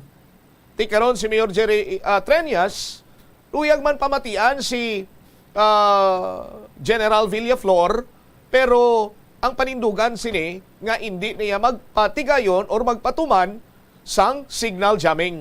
Balikan tayo ni matapos ang pila ka-importante nga mga panumdumo. The Farmers Bazaar, your traditional public market with the touch of Plazuela Dos, ang isa ka lugar nga gintukod sa tion kag sa kasagsagan sa COVID-19 pandemic nga may tinutuyo nga maghatag sa imo sang safe marketing experience. Subong nga ang COVID-19 hindi nagidman dako nga pamahog kag nagapakadto na kita sa next normal. Rest assured nga ang Farmers Bazaar will further evolve agud nga magpadayon sa paghatag sa inyo sing satisfying marketing experience. The Farmers Bazaar sa lower level tara na pahamtang ang fish, poultry kag meat section para naman sa inyo mga kinahanglanon nga prutas, utang kag iban pa, magbisita sa upper level pinaagi sa paggamit sa hagdanan o kon sa pagkadto direkta sa parking lot. The Farmers Bazaar, your traditional public market with the touch of Plazuela Dos. Plazuela de Iloilo Billboard of Activities for January 14 to 20, 2024. Ang mga ambahanon nga ang kalabanan halin sa past millennium will continue to rule sa Plaza Mayor sa Plazuela de Iloilo together with a retro band sa concert at the plaza, exclusively yours sa Sabado, January 20, umpisa alas 6 ng gabi. Sa tion sa musical show, napulo ka mga matahom nga Plazuela de Iloilo mags kag iban pa ay gaparafol sa mga suki sa Plazuela de Iloilo. Sa Enero 21, Domingo, imbitadong tanan nga mangin kabahin sa Eucharistic Celebration nga pagkahiwaton sa mga adlaw sa La Tolda alas 11 sang aga. Sa tion sang misa, ipangamuyo naton sa Ginoo nga hatagan ni kita sang kaisog kag kabakod agud pa nga tubangon ang mga pagtilaw sang tuig 2024. Plazuela de Iloilo, we remain to be one with you in a common hope for a better community and a progressive country in 2024. Hindi malikawan nga ginapangita gid sang isa ka tawo ang foot massage. Magluwas nga manami ini sa pamatyagan. Mayara man ini sa maayo nga benepisyo sa lawas. Sunod kay Dr. Tyler Wheeler, primary care sports medicine physician, ang malipot nga foot massage ang makapahagan-hagan sang stress. Ang moderate pressure massage ang safe para sa mga kalabanan nga tawo ilabi na ang may mga kondisyon kaangay sang arthritis kag long-term pain. Mahimo man nga mag-seek sang professional massage therapist para sa imo nga relaxing foot massage. Kung ikaw isa ka chess lover, yaring pila ka brain benefit sa paghampang sini, kag kung wala ka nagahampang sini, umpisahin na. Sunod sa pagtuon ng paghampang sang chess makabulig likaw sa Alzheimer's disease. Bangod ang utok nagatrabaho kaangay sang muscle, nagakinahanglan ini sang exercise agud mangin healthy kag malikawan ang injury. Magluwas diri ang paghampang sang chess ang nagapa-improve man sang concentration, memory, creativity kag problem-solving skills kag napamatud-an man nga nagapaalam. Madamo sa ato ang hindi katulog kung wala sang electric fan. Yaring pila sa hindi manaming epekto sa paggamit sang fan kada gabi. Congestion, ang naga-circulate ka hangin halin sa mga fans, ang makapadry sang baba, ilong kag tutunlan. Allergies, masami nga madala sa hangin ang mga yabuok na naga-trigger sang allergies. Makatugas ang muscle cramp ang hangin nga naghalin sa mga electric fan. Amo nga kun kaisa, may eksperyensyahan ang masakit nga lawas kung magbugtaw. Importante man nga regular nga tinluan ang fan blades, agad masigurado nga hindi ini pagkiniran sang yabuok. Sa patatas, masami ginahaboy na lang nato ng panit. Sunod kay Dr. Cynthia Sass, isa ka nutritionist, ang panit sang patatas na makabulig sa increased potassium intake. Ang potato skins nagaprovide man sang source sang iron nga isa ka essential mineral nga ang primary function nagalakip sang pagsuporta sang red blood cell function. Ini nga cells nagakontain sang dako nga amount sang hemoglobin, ang protein nga nagabind sa oxygen halin sa ginahaklo ang hangin kag ginadala ang oxygen sa bilog nga lawas. Yari ang mga household level fire safety measures nga dapat tandaan agud makalikaw sa sunog sa balay. Hindi magbutang o kung magtipon sang flammable substance o kung chemical nga makatugas ang sunog sa kusina o kung sa sulod sang balay. Ipalayo man sa mga kabataan ang pospro kag lighters. Patya ang kalayo kag baga matapos ang pagluto sa kusina. Siguraduhon nga wala nagasungaw kag pirmi limpyuhan ang mga kerosene kag gas stoves. Tandaan, ang paglikaw sa sunog sa sulod sang balay, responsibilidad sang bilog nga pamilya. Atensyon sa mga mahilig magamit sang aircon. Nagpaandam ang medical expert batok sa mga balatian nga mahimo makuha gikan sa sobra-sobra nga paggamit sini. Sino ka Dr. Maria Encarnita Limpin, isa ka experienced healthcare specialist, mas maayo nga checkyaron nga malimpyo ang hangin nga nagikan sa aircon, bangod kun mahigko, mahimo ini nga magtugas sang impeksyon kag mga balatian kaangay sang pulmonya. Gani hagan-hagan na lang ina bangod bisan makabulig ini sa imo sa maginot nga tiyempo, may risgo man ini sa imo nga ikaayong lawas. Sa pagbugtaw mo sa aga, cold baladayon nga tubig ang imo ginainom? Ay, dali lang, wait a minute. Para sa ininit. Sunod kay Dr. Deborah Weatherspoon, isa ka advanced practice nurse, mas maayo nga mag-inom sang alabaab nga tubig sa aga. Paathag ni Weatherspoon, iniya nagabulig sa lawas nga magpagwa sang toxins kag naga-improve sang imo blood circulation. Sa mga babayi, ang pag-inom sang alabaab nga tubig ay nagabulig man kung ikaw nagasuprer sang period cramps. Ang tambo o kung bamboo shoots manggaranon sa dietary fiber, low in calories kag power-packed sang essential nutrients. Sunod sa pagtuon sang comprehensive reviews in food science and food safety. Ang phytosterols kag phytonutrients sa tambo ang ideal sa pagtunaw sang harmful LDL cholesterol sa lawas. Ang antioxidants sa tambo ang essential man sa pagpabaskog sa sulod kag sagwa sang lawas. Sunod naman sa pagpanalawsaw sang Journal of Ethnopharmacology, ang bamboo shoots mayara sang anti-inflammatory kag analgesic o kun pain-killing properties. Masami bala nga nagabiring ang imutiil? Suno kay Dr. John Hubert Pua, isa ka orthopedic surgeon, masami nga mabatyagan ang cramps sa idalom nga parte sang lawas. Apang mas delikado kung masami mo ini mabatyagan sa ibabaw nga parte sang imo lawas, kaangay sang kamot, bangod posible ini nga palatandaan sang mas malala nga balatian, kaangay sang sakit sa tagipusoon, diabetes, kag hypothyroidism. Nagpanugyan ang doktor nga ang pinaka-epektibo nga solusyon sa cramps amo ang stretching exercise tubtub madula ang pagbiring. Nakahibalo ka bala nga ang color ang makaapekto sang imo nga modo? Santo sa pagtuon sang American Home Shield, mayara sang correlation ang color kag mood. Kaangay sang pula nga nagapataas ang blood pressure kag heart rate. Apang mas maayo ang duag na pula kunyara ini sa kusina, bangod mas nagapagana ini sa pagkaon. Ang shades nga blue kag green ang ginaabiso sa mga psychologist nga nagakadapat yara sa sulod sang imo kwarto, bangod ini ang nagapakalma sa paminsaron sang tawo. Likawan ang mga disgrasya nga dulot sang kuryente. Tabunan o konselyuhan ang mga wala nagamit nga electrical outlets. Ihaboyo kung ipa-repair ang mga electrical items nga may samad nga cords. Hukson sa saksakan ng mga electrical appliances antes ini i-repair. Hindi paghuslo na mga plug halin sa Bombo Radyo Iloilo, Philippine Standard Time. 30 minutos na nakaligad sa takna nga launa. Balik diri sa pagpangalagad sang Bombo Hanay sa udto sa gyapon ko mo Bombo Chama Blanco Hoover. Nangin dako nga issue sa tuig 2023 ang ginpatigayon sining signal jamming. Kay sandig sa pagpanghusisa at the same time pag-discuss sa mga opisyales na tundri sa syudad, halin sa kapulisan hasta iya sa local government unit, no? Ang council gin takol man ini, no? Sanggunian panglungsod hasta gani sanggunian panlalawigan takol man sini. Ay nga man ang ginpinsar sang aton sini nga mga opisyales nga ang pagpatigayon sang signal jamming daw kasubong lamang sa pagpatay sang suga. Nga for example, ang Mapa Street, patyan sang suga. So, Mapa Street alone, why sang suga, dulum. Pero hindi amo siniiya ang sistema sa bahin sang signal jamming. Ginexplikar ini sang National Telecommunications Commission kung ano ang plastada sa ginatawag sini nga signal jamming. Nga ang signal jamming hindi iya maka-pinpoint sang specific nga lugar nga dira lamang nga area, no? Within sa area nga ginatumod nga may signal jamming, hindi amo sina ang plastada.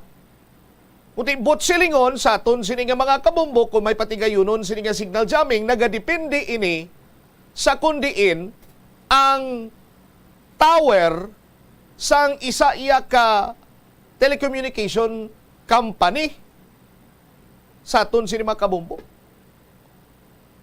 So ang natabo nga ang kuntani signal jamming sa dinagyang 2023, particularly sa Area 1, Judging Area number 1, amo ang Freedom Grandstand, Judging Area number 2, sa May Kapitolyo, and so on. Ugaling banwa sa aton sini mga kabumbong natabo, pati sa probinsya sang Guimaras, why ito yati signal sa Kabatuan, sa iban pagid sini nga bahin sa probinsya sa Iloilo, why man ya signal nga layo kag wala man didto. Ang dinagyang festival ti nag-angkon ini sa nga pagpakamalaot sa aton sini mga kabombo, and na desisyonan sang syudad nga sa masunod nga dinagyang festival ang ginatumod subong nga tuig hindi na magpatigayon sa signal jamming. Pero ang aton nga regional director mag-apilar sa gyapon nga ipatigayon or ikonsiderar ang signal jamming sa dinagyang festival. Si Bombo Gladwin Gustilo may follow-up report. Glad, sa report, please come in.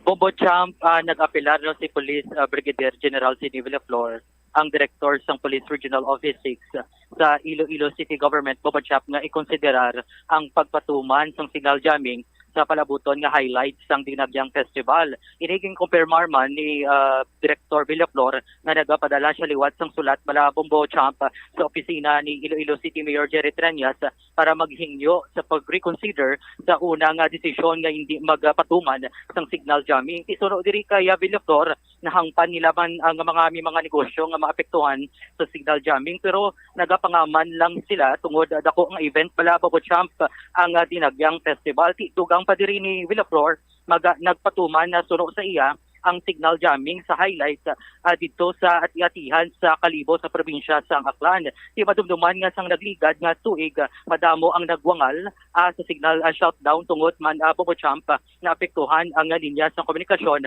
Di nagreklamo bisan ang mayar sa first towns sa guwa sang syudad kag bisan ang taga-Guimaras Bombo Champ tungod man na apektuhan man sila sa signal shutdown. Nahibaluan nga hindi na bala Bombo Champ na sa una man nga desisyon ni Mayor Treñas nga magpatuman sa signal jamming no diri sa syudad sa palabuton nga highlights sang Dinagyang. Tiinigin hatag man or nagpagawa man sila sang statement nga tuhoy sa siningan signal jamming. Tinpandam lang ni Villaflor ang publiko nga seryosohon sang kapulisan bala ang bomb jokes kag pasakaan sang kaso Bombo Champ ang magahimo sini sa tion sang festival. Tikabahin ini sa pagpasiguro man nga hiluway kag masadya ang Dinagyang Festival. Naging kulang tawon mo Bombo Champ sa nagligad nga Dinagyang Festival nangin negatibo ang reaksyon sa mga pumulyo bangod nangin mabudlay ang komunikasyon bangod man wala sang signal ang telco providers no.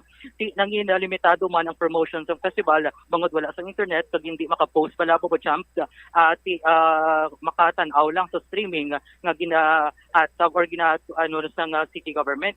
Inandan na nga ginapatuman bala Bombo Champ sang kapulisan ang signal jamming agud mapunggan ang mga pagpamumba gamit ang cellphone bilang trigger device. Itugang diri ni Villaflor Bombo Champ matapos nga may nagluntad nga pagpamumba man sa Marawi bala Bombo Champ sa nagligad lang binulan sa isa ka religious activity. Ginaduso gid ni Villaflor ang pagpatuman sang signal jamming agud malikawan ini sa tion sang Dinagyang Festival. Yari wala pamatian nato no ang pahayag ni Police Brigadier General Sidney Villaflor, ang Regional Director ng Police Regional Office 6 sa ato na interview. With regards to signal jamming, the Signal Director of Iloilo City had already submitted to the LGU a request for allowing the signal jamming. Initially, it was somehow denied. So, ang ginawa ko, on my part as the Regional Director, nag-submit pa ako ng request to the LGU. Baka naman sakaling payagan. So, worst case scenario, kung hindi pa payagan, we will elevate the issue to the national headquarters. And tuloy naman yan, actually yung ilang araw na halos sunod-sunod ang mission. Piniprepare talaga namin yan o ginagawa namin yan talaga kasi expected na those two activities ay sabihin natin it will entail a demand for the illegal drugs. Kaya kung makita nyo ay marami kaming accomplishment for the past weeks and days dahil nga nakatutok ang Police Regional Office 6 dun sa pagdagsa ng apparent or reported pagdagsa ng illegal drugs dito sa region. Dahil para dun sa dalawang major activities there. Ato na batian Bombo Champ sa mga kabombo naton si Police Brigadier General Sidney Villaflor, ang Director ng Police Regional Office 6. Bombo Champ, una na pala naging inyo ang Police Regional Office 6 ang ini pala nga request man Bombo Champ na tuhoy sa sining signal jamming Bombo Champ. Gindinay ini sang city government ikani iwat siya nagpadala bala Bombo Champ sang sulat sa opisina mismo ni Iloilo City Mayor Jerry Treñas para maghingyo sa pag-reconsider sa una na nga desisyon nga hindi magpatuman sang signal jamming. Kung i-deny liwat ni Mayor Treñas pumachampi ang request letter ini ipadala ini sa central office agud kung i-aprobahan ang request sa Police Regional Office 6 na tuhoy sa sining signal jamming para sa palaboton nga Dinagyang Festival Bombo Champ. All right. Ini si Bombo Gladwin Gustilo para sa number 1 and most trusted radio network country ng Bombo Radio Philippines. Basta Radio. Bombo! Salamat gid Bombo Gladwin Gustilo. May iban pa iya nga mga option si Police Brigadier General Sidney Villaflor kung i-deny sa gyapon sang local government unit or ni Mayor Jerry Treñas ining request para iya sa pagpatigayon sang signal jamming. Pero si Mayor willing man kuno nga magpamati sa kay RD Villaflor, pero ang iya sining panindugan nga why na iya sang signal jamming. I-check tabala ang report ni Bombo Angel Tan, rejoinder report ni Bombo Angel. Kay ang aton sining alkalde, hugot ko nung panindugan nga why niya sang signal jamming. May experience na si Mayor sang tuig 2023 mo, pero sa bahin sa aton sining mga kapulisanti, ang ila siniya pagpahugot man sang seguridad during sa sining highlight sang dinagyang festival sa aton sining mga kauturan. Jel, sa report, please come in.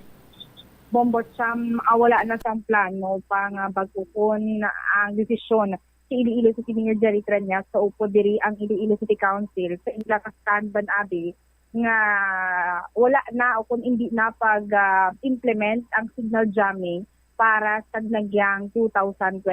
Sa interview diri sa Bombo Radio kay Mayor Jerry Treñas, iging pahayag Bombot Sam, nati kadugla gid ini sila sa nanging sitwasyon sa ginagyang signal jamming last year. Nati ang promesa kung hindi dapat diri specific lamang ang mga areas, pero ang natabo pati ang mga iba niya bahin sang probinsya kag Guimaras ang nanging apektado man. Bombot Sam, sunod kay Mayor Jerry Treñas, nagapakita ini na hindi sila capable nga obrahon ang ilang mga promesa kag ang naka-indicate man abi sa istorya nga specific areas gid lamang sa mga kabombo naton. Pathagri sang alkalde do tama kalayo kung ipaanggid o kung ikumparar ang Iloilo City sa Marawi kay may pila diri ka mga information Bombot Sam nga ti ang rason abi nga sa Marawi atong insidente bala nga nagpangbomba kay may religious activity. Ti ang bali Mayor Jerry Treñas sa tama man kalayo kung ipaanggid ang syudad sa Marawi City kay ti ang syudad iyado kalinong man unlikely nga may mga past gid man abi nga mga history ang nagkalatabo dito sa Marawi. Ti amo na nga bali Mayor Jerry Treñas nga safe man ang syudad sa Iloilo kag isa diri sa punto niya Bombot Sam nga i-maximize ang force sang kapulisan kag sang army pati ang mga ido manabi nga ipang-deploy mag-upod sa pagbantay at the same time pagdugang man sa mga personal kung gabi sa pagbantay man sa mga nagkalain-lain nga bahin sang syudad sang Iloilo kag Bombot Sam gina-prestar man diri sang alkalde nga gina-declare na gani sang kapulisan kag sang army nga insurgency free ang syudad sang Iloilo. Ti rason niya di tama ni ka confident man ang alkalde nga manindugan ini sila sa ilang posisyon nga hindi magapasugot para sa signal jamming. Dugang pa diri sa natungdan, handa ini siya mag-istorya manabi kaya Police Brigadier General Villaflor kung ano gid man ang prestada kag ti ma-procession man sila buwas nga adlaw ko upod ang mga konsihal istoryahan nila ini pero ti isa gihapon hugot ang panindugan sang alkalde Bombot Sam. Pamatian sa bala ang kabahin sa nga pagpahayag ni Iloilo City Mayor Jerry Treñas sa aton interview. Ilang taon ko na, no? Because the last time they did it, the whole city, including the airport and oton, wise ang signal, no? So kadamong idgalikramo sa to. So tanawon ko, I will talk to General Villaflor kung anong ideya gusto. Ang akon siling ko gani kay Colonel Coronica, sigurohon ta lang, no? Kung limpyo ang lugar, pagyanta sa ido, ipatanaw ta, pabantayan ta sa gabi. May mata-worry siguro kung ano. Kaya tingin, worry lang na nila basta may malupok ng bomba. So, mo lang na bronta. Pero sir, kung istorya na ikaw ni RD Villaflor, sir, ang wala yung stand. That's my stand. Ang council, hindi kanya. No? Kaya amo to nga huul lang hasta sa uton, hasta sa sa airport. I don't think they are capable of doing a signal jam only on a specific place, no? Do bilog ito yang na utod. Kagkadugay hasta gito hapon na. Marawi and Iloilo are two different things. You know, lain niya Marawi sa Iloilo. Tawag kita di. Iloilo has been safe. You know, among the cities in the Philippines and among the cities in Region 6 and the LGUs in Region 6, I think Iloilo was the only one that was declared insurgency-free. So, by both the police and the army. Para sa ako niya, I remember. And I'm very happy. General Villaflor sends me reports on the drug confiscated. Though dako nakuha nila to sa Negros ang Nagligan, sa Bacolod. So hopefully hindi na malabot diri para sa Dinagyan. We will meet the councilors tomorrow because we have regular meetings every Tuesday. Tawon ko, but daw na dudla gid ang mga konsehal nga bilog nga syudad hasta to sa akon sa dungon wa itong signal hasta diri sa airport hasta uton. You know, I'm willing to sit down with them. Areho, gindeclare nila Iloilo insurgency free. Police kag army. Tiyan ano kulbaan nila. May mga ido sila. Ipalibutan nila da ido ang aton stage. Kanti kadamo-damo police. Layo man Marawi sa Iloilo. Tawhay diya sa Iloilo, Marawi pero may lang na may sadya. Aton way sadya.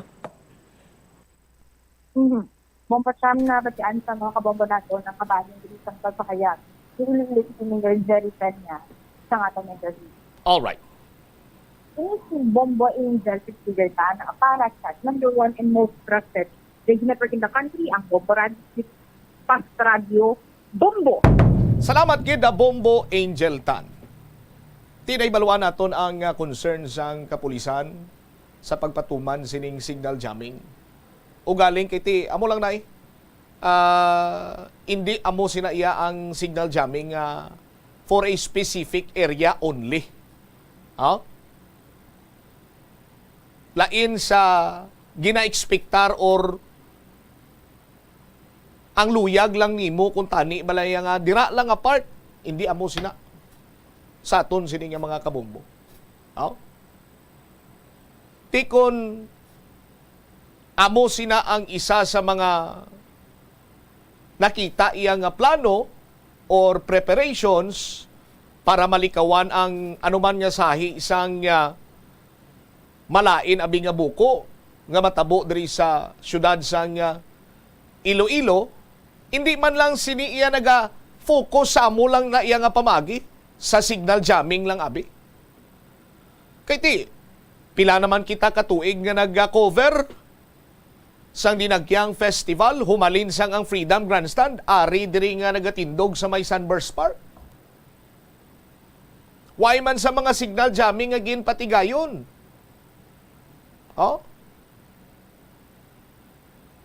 Ang aton sini makapulisan kaupod sa iban sini nga mga ahensya man sang gobyerno, just like the Philippine Coast Guard, the Philippine Army, kag iban pa nga mga force multipliers,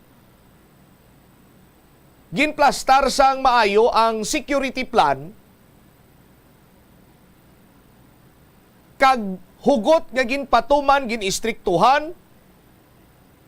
So why man sang may nakalusot diri iya nga manghalit, mangsasko, manggamo sa malawig na iya nga tsimpo sa aton sini nga mga kabombo. Ang Iloilo City Police Office may mga K9 units man na dira, or ang Regional Office 6 rather. Ang aton sini nga Coast Guard may K9 units man. So utilize naton ina sa aton sinimatag palamati nga mapasiguro nga way sang anuman siniya nga may gintanom nga bomba or whatsoever dira sa mga judging area naton. No? Sa aton sinima kabumbo. Sa mga nagapasulod naman iya diri sa syudad sang Iloilo nga mag lantaw live sa Dinagyang Festival ti. Over the years sa aton sinima kabumbo, nangin law-abiding citizen man, hindi lang iya ang mga taga-syudad o taga-probinsya, lakip na diri ang mga nagabisita, local and foreign tourists, nag-abide man sa kung ano siniya ang ginapatuma naton diri in terms of security. Why nagadala backpack, nagasubmit sa frisking, kay sa pangkabilugan, ang tinutuyo is to enjoy. Waay man niya sang may tinutuyo din ang mga Ilonggo, local or foreign tourist man nga mapadulong sila di sa Dinagyang kay mahasik ta to sang lagim, manggamo kita dito. Kag last year sa aton sinima kabombo, ultimo lighter gani gina-confiscate sang kapulisan. No? Waay ginapalusot.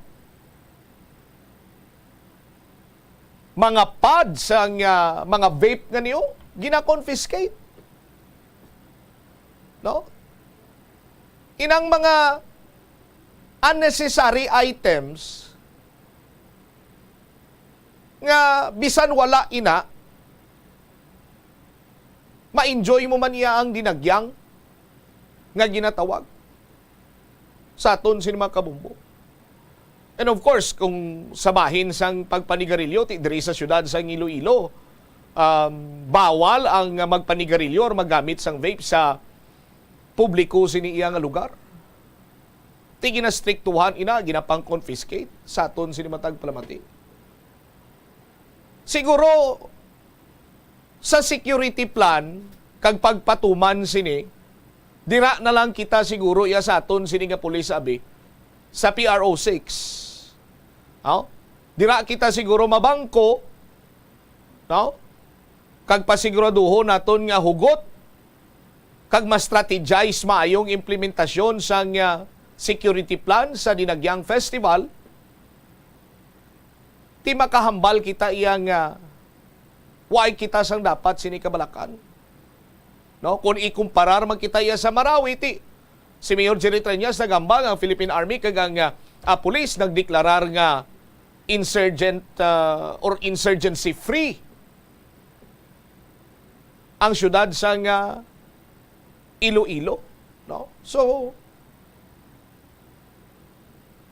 sa pagpatuma na lang siguro iya sang security plan nga wala sang mambal naton abi passes in the sense nga ti kay kilala ko to, sige lang padala lang na sila kabakpak niya, no? Kung anong mga ginaprohibit nagakadapat iya nga matuman gid ina, no? Para sa safe kag talunsay nga pagsaulog, pagselebrar, pag-enjoy sang Dinagyang Festival 2024. Hindi na kinahanglan pa iya sang signal jamming 52 minutos nakaligad sa takna sininga launa. Check naman this time balita ni Bombo Jomar Villa. Iloy, ginbawian sa kabuhi. Samtang bata, yara nagapabilin sa ospital matapos mabungguan sang modernized sa bus sa may banwa sang uton mga kabombo. Kaya nung plastada nga nabungguaning mag-iloyaw sang modernized sa bus. I-check naton ang detalye kaupod sa kay Bombo Jomar Avilla. Ang modernized bus nakaangkon sang crack ang iya sininga or nabuka ang iya sininga windshield. Posible sa kabaskugon sang impact sa pagluntad iya sang nasambitan karon nga insidente. Check ta, Jom, sa report na please kamin. Abawian sa kabuhi ag isa diri ka Iloy samtang di nagapabilin sa ospital ang iya sining anak nga babaye matapos nga nabuguan sang sining modernized bus sa may banwa sang Uton, Iloilo diri karon na Bubutsam, no? Sunod diri kay Police Corporal Churchill Costa, ang traffic investigator sa Uton Municipal Police Station. Ang biktima ang ginkilala diri kay Leia Layos. Leia Layos, 42 anyos, may live-in partner kag ang sining anak amo si Mariel o kon Jade Mariel Pascual, 17 years old, kag lunsay di sila residente sa Barangay Poblacion South, Banwa sa Uton, Iloilo, no? Santo diri sa investigation sa otoridad kay napakagimutan nila ni ang live-in partner blas ang sining Iloy nga ang natabok gali that time mga past 6 PM matabok ni kuntani sila, no, sa dalan adra sa Nasabit sa Barangay Agod Malbakal sa Sudan, no. Unfortunately abangod sa gidalata posible badasig man pagpanlagan sa sinig modernized bus nalabot ining mag-Iloy adri Bubutsam kag dito nga nakabunggo pangilan sining lawas diri sa bay windshield la, no, sa sining bus kini medyo malapad ni kag tumabog, no, mga 10 metros pa kunong tinabugan, no, sa sining mag-Iloy asa ngini sila ang nabungguan. So after sina dito nga ginhingagaw dala sa ospital pero ginbawian isang kabuhi ining Iloy, pero ang ining anak amotong gin na payagan ti ara pasubong sa may ospital. Gin-aristo man ang ining driver kay ginkilala diri kay Joey Poblador, 53 anyos, residente sa Barangay Santa Rita, San Joaquin, Iloilo. Santo diri sa pag-usisa sa pulis mismo diri sa driver sang bus Bubutsam. Ang bus halin sa may Miagaw, pakadto diri sa syudad kay ang iya sining ruta Miagaw from Miagaw to pakadto sa city and vice versa. Pabalik ni sila di sa city. Ang natabo kuno nga nabungguan niya bangod nga nasilawan, no, nasilawan kulong driver sa nasumalang sini sa salakyan. Amo to nga pag abot sa lugar way to ma-notice nga may nagtabok gali nga mag-Iloy hasta nga naka notice lang siya sang ara na, no, sa nakabunggo na amo to nga daw na urihi lang ito gadi ang pag apply man sang brake nga na labot ta, no, ang giniga mag-Iloy dito karon sa sining area adri Bubutsam may street light man suno ka pulis akon na obserbaran diri karon ang palibot pero hindi man hambal nga inapgid nga makahatag sa kasanag adra sa dalan ti inaya aligasyon man na sa driver kay may gina sundan na diri karon ang pulis, no, nga mga kopya diri sa closed circuit television akon paano nga ti makabulig diri karon sa ila siniya nga investigation. Pero for the meantime, detain sa may Uton Municipal Police Station ang inay nasambit diri karon nga driver sa bus Bubutsam. Aribla si Police Corporal Churchill Acosta sagba interview diri sa Bumuradio.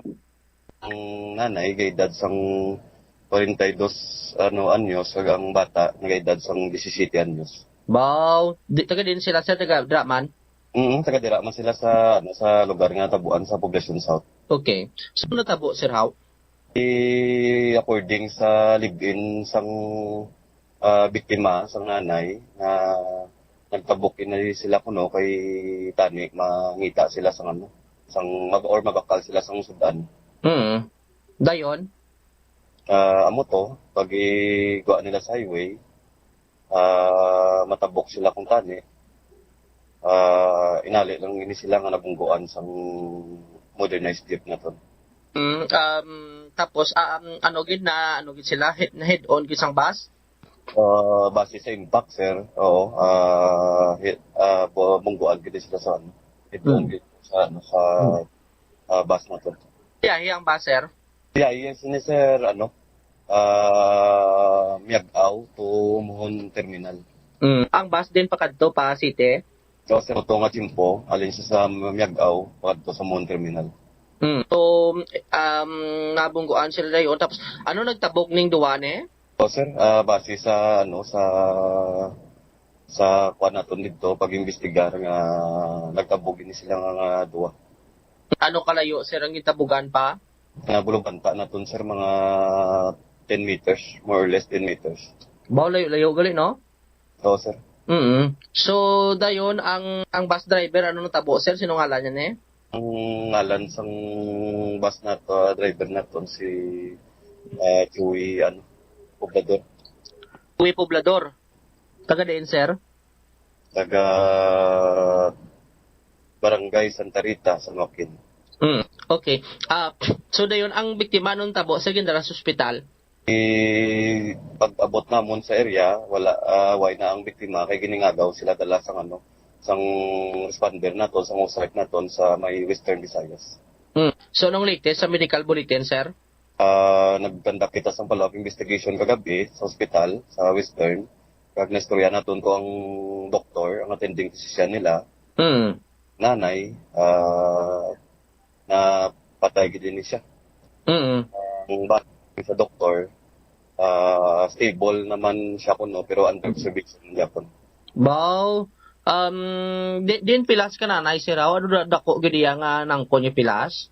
Bali nakagum sila sir ng mga pilas sa lawas nila pero may kagmayara gid sila pilas sa ulo nila nga duha. Din kabunggo sir? May damage kita sa sir sa windshield sa nawala nga portion sa windshield sang kag sa bumper ya sa tubang man. Okay, so posible sa salakyan. Oo sir. Pagbunggo ano ang nanay dugin ano ya pang bata iway man? O dugin sila sir mo pero ang nagsalo gid sang impact ang nanay gid. So nanay do una siya nga na una sa pusbata.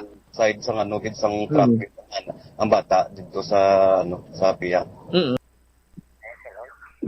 Si Police Corporal Churchill Acosta, adiri ka Bumbucham. Alright, makaluluoy gito kay gimbuwian sa kabuhi ang Iloy Bumbo Jomar madasig-dasig giniguro ang pagpadalagan sang bus kay kung lang taon mo epekto bala sa windshield ya grabe may nagbuho ginang buka Bumbo Jomar. Yes, amo gani no. So buong gina-review na diri karon ag closed circuit television kun ano gimaktamatuod nga may ara nga sumalang abing salatya nga ti hasta nga nasilawan kagamuna kunong rason nga ti nabungguan kay kun tawon diri suno sa mga nakakita ara naknusto nga mo ang Mag-Iloy diri Bumbucham protikon paano nga nabungguan sila no kadto pundo pa kuno sila kay nakita ning ganaga padulong nga bus pero siguro ti abangod sa waya na makontrol amo to nga naulihi lang nga naka-apply sa brake kag ginadabungguan ining Mag-Iloy no diri karon Bumbucham ang nanay ado amo ni sa kunong doona naka-impact no ti amo to pamangkot tapon basi dugin dugin salbarya bing bata ya kado siya lang sa yala una ang impact ng salakyan kag ang amo to ang sa ginaladtaw ka pulis ang bata duwa gid to matamaan amo to kati sa buong napabilin sa hospital Bumbucham. All right. Inis si Bumbo Jomar Villa para sa number 1 most trusted radio network in the country, Bumbo Radio Philippines. Basta Radio, Bumbo. Salamat gid Bumbo Jomar Villa sa imo siniyang follow-up report. Isa mga sa mga amigo naton nga mga driver maghinay lang sa pagpadalagan sa inyo sining mga salakyan hilabi pa kun gabi no kay kun kaisa ti hindi mo mapaktan bala ang sitwasyon katulad sini mabakalang utani ni sang sudan ti makon mo yaw disgrasya iya kag nabungguan kay ang rason sang driver na silawan siya kuno sa nasugata niya nga isa pagid ka salakyan ti kon nasilawan ka kung tani nag-minor or nag-bahar-bahar ka na si imo sini nga pagpadalaga, iti siyempre silawan ka mo.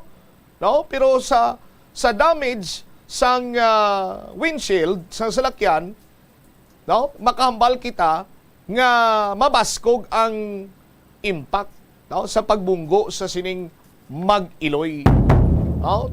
Kung mabaskog ang impact, sa aton sinimatag palamati, ang butsilingon sina madasig ang pagpadalagan. Napaw nagkikita sa latin sa aton sining pagpangalagad. Standby na kamo sa kahapon lamang program kaupod sa kay Tita Regine. Ismomot siya Blanco Hover gabilin sa imo sa manayanay nga hapon. May God bless us all. Para sa the number one and most trusted radio network kinakanta ang Bombo Radio Philippines. Basta Radio, Bombo! The Farmers Bazaar, your traditional public market with the touch of Plazuela Dos, ang isa ka lugar nga gintukod sa tion kag sa kasagsagan sa COVID-19 pandemic nga may tinutuyo nga maghatag sa imo sang safe marketing experience. Subong nga ang COVID-19 hindi nagidman dako nga pamahog kag nagapakadto na kita sa next normal. Rest assured nga ang Farmers Bazaar will further evolve agud yung magpadayon sa paghatag sa inyo sing satisfying marketing experience. The Farmers Bazaar.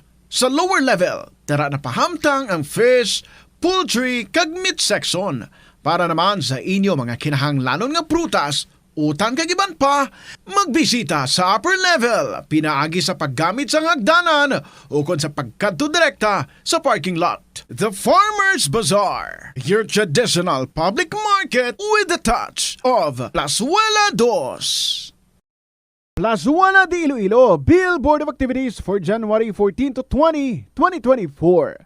Ang mga ambahanon ng kalabanan halin sa past millennium will continue to rule sa Plaza Mayor sa Plazuela de Iloilo together with a retro band sa concert at the plaza, exclusively yours sa Sabado, January 20, umpisa alas 6 ng gabi.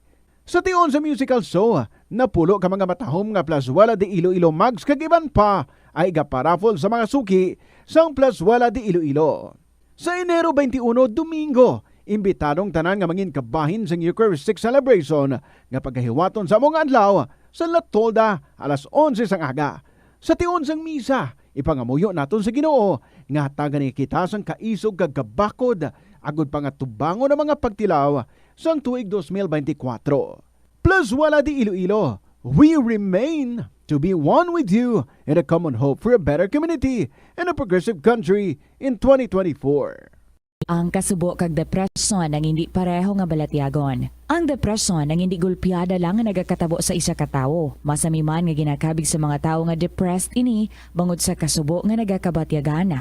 Ang kasubo temporaryo lang nga nagakabatyagan sang tawo kag masami nagadugay sang pilalang kaadlaw. Samtang makabig naman nga nag-experience ikaw sang depresyon kung masobre na sa 3 ka bulan nga nagabatyag ikaw sang kasubo. Importante nga mahibaluan ang mga naga-trigger sa nga mga balatyagon agud nga mahibaluan kung paano ini nga bulngon. Umpisa sang pandemya nangin mas conscious na ang mga tao sa personal hygiene bilang kabahina sang COVID-19 prevention. Apang magluwas sa COVID-19 madamo pa sang iban nga germs kag virus ang kinahanglan likawan agud indi mag-angkon sang sakit. Yari mga proper hygiene practices nga dapat muhimuon agud maligawan ang nagkalailain nga sahay isang balatian.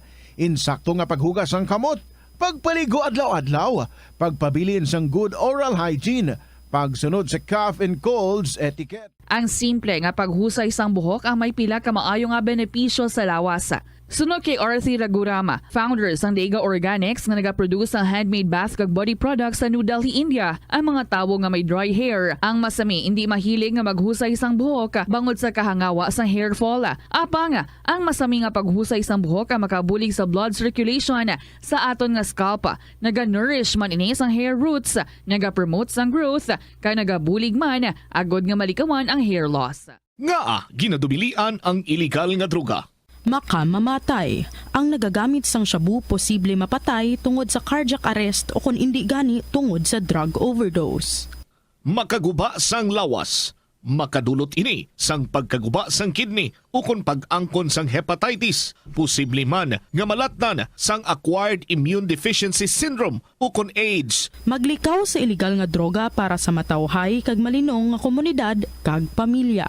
Masami ka man bala sa gihapon makabatan sa mga mensahe o kung mga nagahambal nga nagdaog kamo sang dako nga kantidad apisar wala naman kamo sang may ginintrahan nga naman yung raffle. Kung huo ang imo sabat, ignore na lang ina nga mensahe kag hindi na paghatagan pa sang kahigayonan nga maenganyo kamo kag mahulog sa ila nga pagpanunto. Ini ang modus sa mga kawatan nga kung kamo ang mahulog sa ila malain nga plano, amo na ina ang pagkuha nila sang inyo nga mga personal nga impormasyon. apang hindi magkabalaka bangod mayara sang layi nga nagabulig sa mga biktima sang financial scam. Isa ka man bala sa mahilig magsuksok sang skinny jeans? Manami ini nga isuksok bagod nagahurumagi ng kanami sang legs ang isa katawo. Suno kay Dr. Hilary Jones, Tena brand ambassador sa Texas, may dako man nga epekto sa lawas ng lalaki ang pagsuksok sang skinny jeans. Iyaring pila kamalain nga epekto sa pagsuksok sang skinny jeans.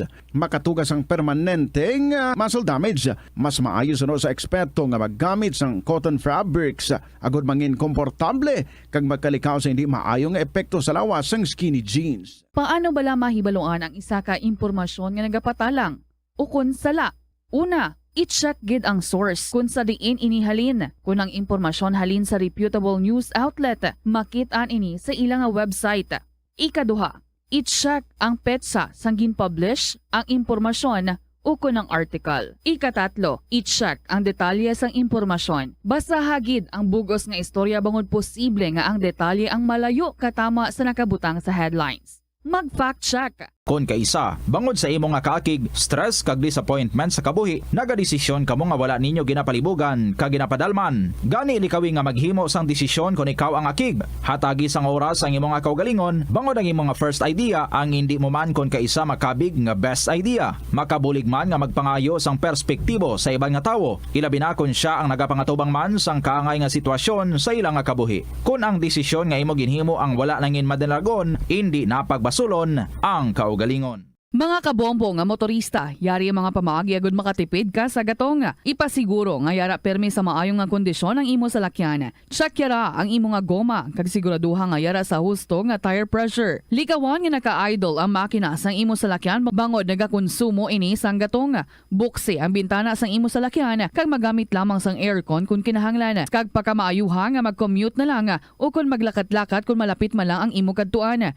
Likawan ang aggressive driving kag padalaga ang imo salakyan sa husto lamang nga katasigon. Agud makalikaw sa food poisoning o kung paglain sang tiyan, sundo ng ining mga pahanumdom sa pagpreparar sa mga pagkaon kag ilimnon. Manghugas ang kamot kag ipabili ng katinlo antes kag pagkatapos ang paghimos. Kung nagamasakit, likawan ang pagpreparar sang pagkaon para sa iban. Siguraduhon nga naluto sang husto ang pagkaon. Kung mahimo, kauno ng pagkaon samtang mainit pa. Siguraduhon ang katinlo sang pagkaon agod ang serebrasyon mangin mas malipayon. Nakasimba ka na bala sa Miagaw Church? Ini ang kilalaman sa tawag nga Church of St. Thomas of Villanova. Ang construction sa nasambit nga simbahan ang nakumpleto sa tuig 1797. Sa subong, ang Miagaw Church ang isa sa mga tourist spots sa Iloilo. Popular ang Miagaw Church sa detalyado kag artistic sculptures sini nga nagapakita sang Spanish, Muslim kag Chinese traditions. Ang Miagaw Church ang gindeklara bilang UNESCO World Heritage Site sang Desyembre 11, 1900. Ito ang Bombo Radio Philippines. Fully digitalized. Numero 1 sa balita, komentaryo, drama at serbisyo publiko. Bombo Radio Philippines. Bombo Radio Philippines. Ang inyong number 1 at most trusted radio network in the country. Basta Radio Bombo! Hello mga kabombo. Good afternoon kids sa inyo. This is Tita Regine. Welcome sa Monday edition. Sa niya pala tuntunan kahapon lamang. I hope nag-enjoy ka mo sa inyong weekend. Naka-relax balakan mo. Diin ka mo nakatupa. Hasta diin ka mo sa inyong paglagaw. Ako sa piyak dagat. Anyway, have you been recharged? Na-energized? Or nadugangan ng inyong stress sa mga Monday blues. But anyway, good afternoon kids sa inyo sa gihapon, and I just hope nga nakangirit pa rin. Ngiti kahit bungi. Beautiful ang imong face kung nag-smile ikaw. So smile ka na dira as I welcome you everyone diri sa ating palatuntunan kahapon lamang program kung sa diin mag-enjoy na naman kita sang mga istorya nga ato nga nagabato diri. Kag of course, ginapasalamatan ko man ang mga nagpadala sang ilang mga kasaysayan, daw damo-damo ni ang turnover sa ako ni Mamang Guard. So ipang schedule ko lang iniha, but salamat yun sa inyo nga ginapalabot diri nga mga istorya and to those nga luyag man nga mag-shares ng ilang mga beautiful nga mga kasaysayan. Pwedeng paligid, palihog na lang paki-email sa inyo nga mga istorya sa Bombo_Iloilo at bomboradio.info, or you can write that down and then isend sa kahapon namang program DYFM Bombo Radio Iloilo, Sky City Tower, Mapa Street, Iloilo City. So mga naghihingagaw, plus star na sa mga bagong bugtaw, good morning! Joke lang. Good afternoon sa inyo and welcome to Risa KLP. It's a beautiful Monday, the 15th of January 2024. Si Tita Regine ang inyong kaupod, and here's our song para sa inyo. From Kimberly De Leon, No Batteries Required. Mayong hapon.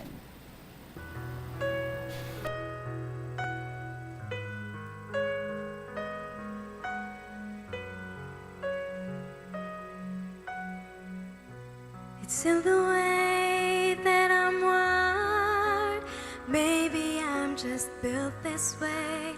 Maybe I'm just built this way.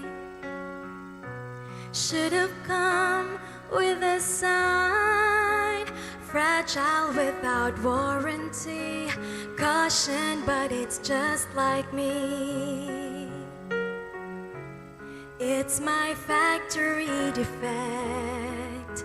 Sorry if I easily break. There's not much tension I can take. Ooh, it's the flaw in my design.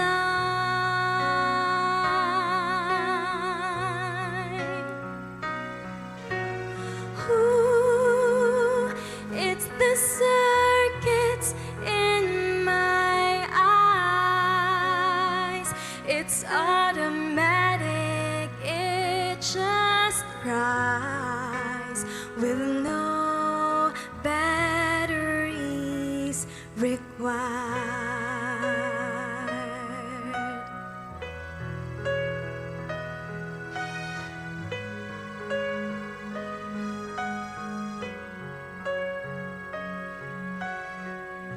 It's in the way they put my parts, installed me my recycled heart, my recycled heart. Assembled my dismantled soul. I guess I'm brittle to the core. I'm brittle to the core. Please handle me with care.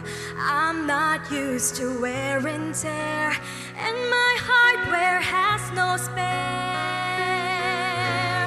Ooh, it's the flaw in my design.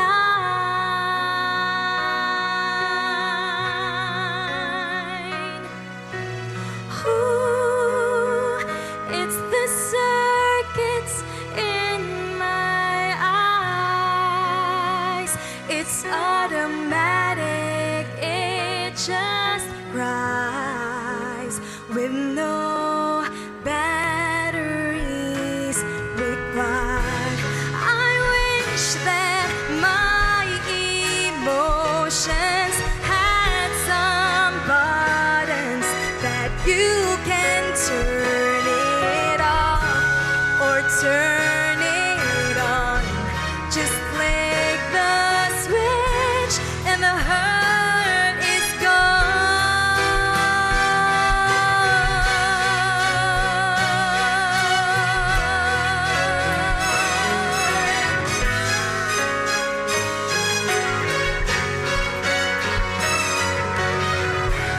It's my factory defect.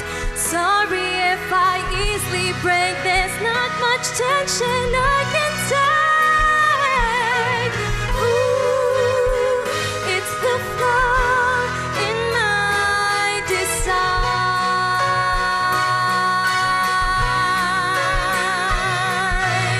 Ooh, it's the circuits in my eyes. It's automatic, it just cries with no batteries.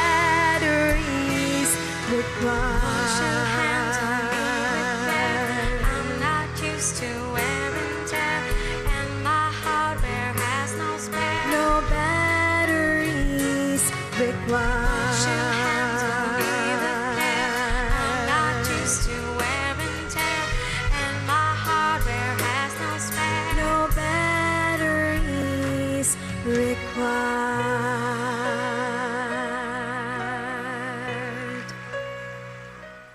No batteries required by Kimberly De Leon. Hello everyone, good afternoon. Sa mga bago lang nga nag-plaster dira, hindi pa kamo late. Wala pa man ako nakabasa sa aton nga first story. Gani I welcome you again. Diri sa KLP, kaupo ninyo si Tita Regine. Ma-proceed na ako sa pagbasa sa aton nga first story na gikan nini sa kay Aries 8. And it says, Dear Tita Regine,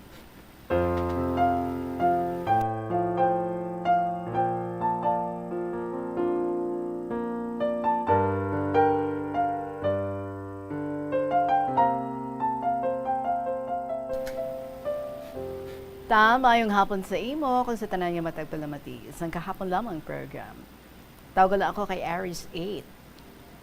Tita Reg, ang akong nga isay-say subong, kung nga nga 5 kami tanan nga mag-utod sa mother's side.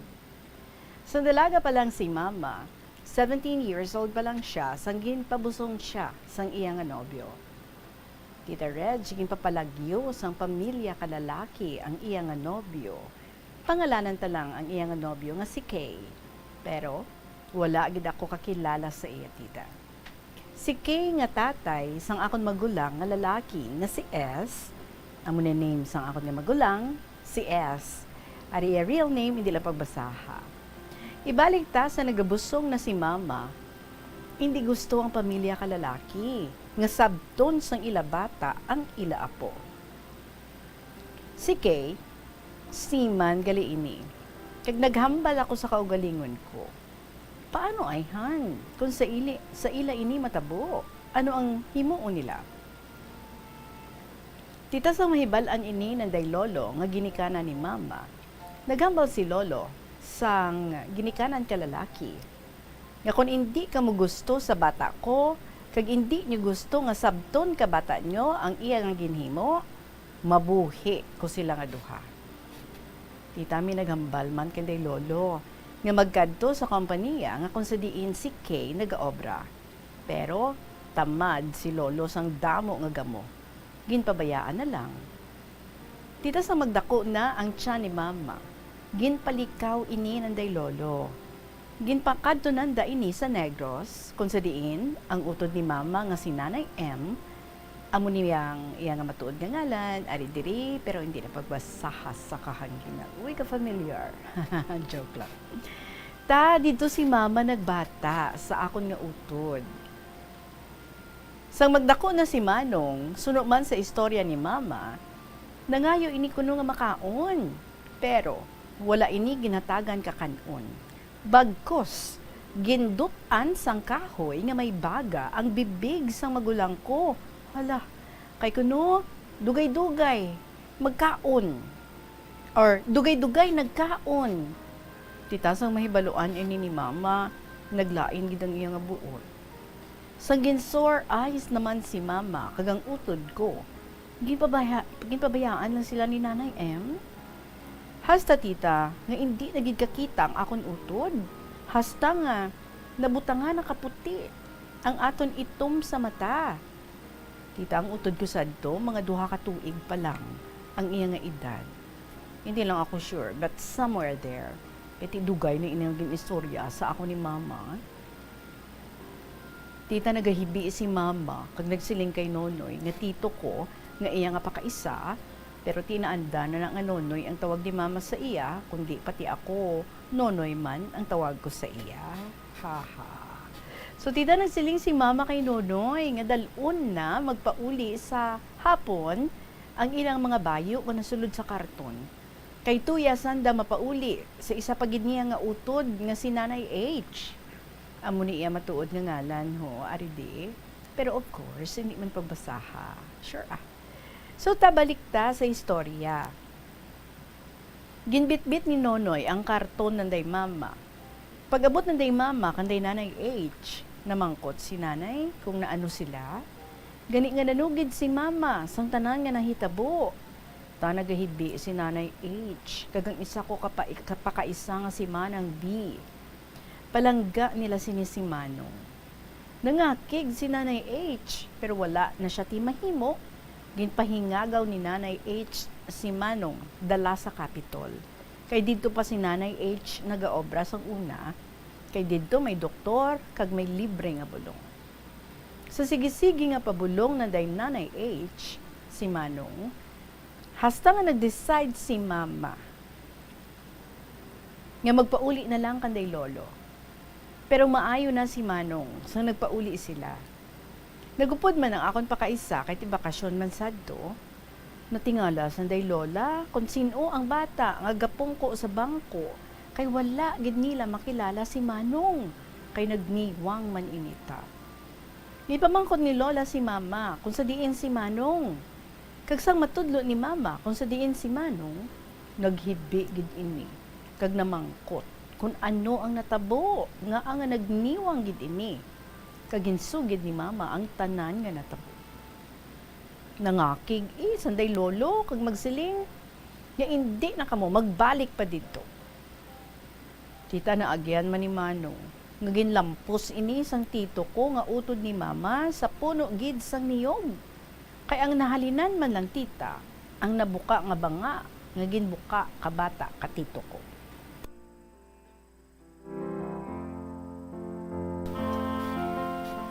Kundi nagbatang gid si Manong, makaluoy lang.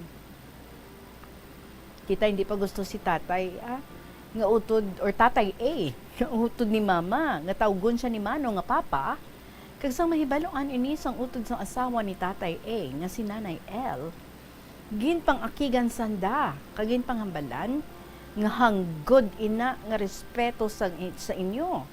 Pagrespeto ina sa inyo sang bata, nga tawgon kamo nga mama kag papa, nga ay hindi kamo. Tita si Manong abi, palangga gid nila. Tas ang galakat-lakat pa lang si Manong, gin palipatan ini sang iya gid amay, pero ginhingagaw ini pasulod nanday mama, kag ginhambalan ang lalaki, nga hindi kinahanglan sang bata ang tatay, kay mabuhi kuman ini. Tita sa napatay ang lola ni Manong sa father's side. Nagbulig man ini, himo kapalaypay, kag nagsaling ang iya nga katiyaan, kagatiyuan, nga paeskwelahon ini. Kag didto lang si Mama nagpamatok sanday Mama. Kay anay nga dako na si Manong, kuhaon lang nila. Sa una nga kinahanglan gid si Mama sang bulig, ginpabayaan lang nila. Tita subong, si Manong, may kaugalingon nga pamilya, kag may duha na kabata nga lalaki. Tita Reg, pasensya gid sa medyo malawig ko nga sulat, ang matinahuron, Aris A.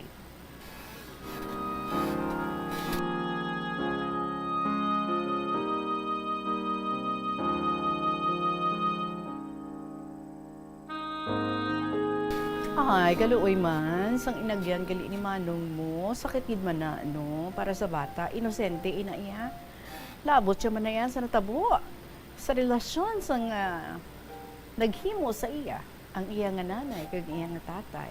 Pero of course, cowardice gito ya, sa part sa lalaki, nga wala man siya yan nanindugan, bisan against sa mga ginikanan, pero basi dako gid ang iya nga kahadlok sa iya nga mga ginikanan, or basi nadalagid sang mga sugyot sang iyang mga ginikanan nga hindi ka sa babae nga ina, hindi pagpanindugi ang iyang nga ginabusong. Kasayang nga wala siya kantinding it was his loss nga wala siya nakabuild sa father and son relationship sa iyang nga bata. Pero kung isipon naton ang nangin ang growing up years naman sang imo nga Manong, kaluluoy gid kay una, ginpabayan sa tong tiya sang imo nga mother. Duhagi sila of course. And then may mga times payagali nga ginasakit siya sang iya mismo nga tiyo utod sang imo nga mother.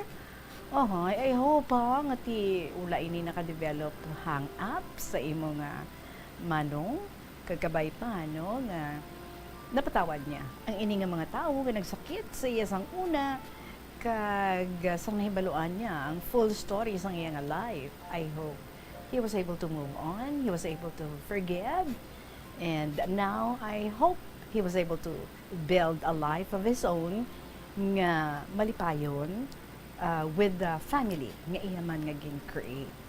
Sigurado gid ako, no? Never would he allow nga matabo man ina sa kung sino pa nga mga bata dira experiencing the same fate sa iya, knowing how painful it was.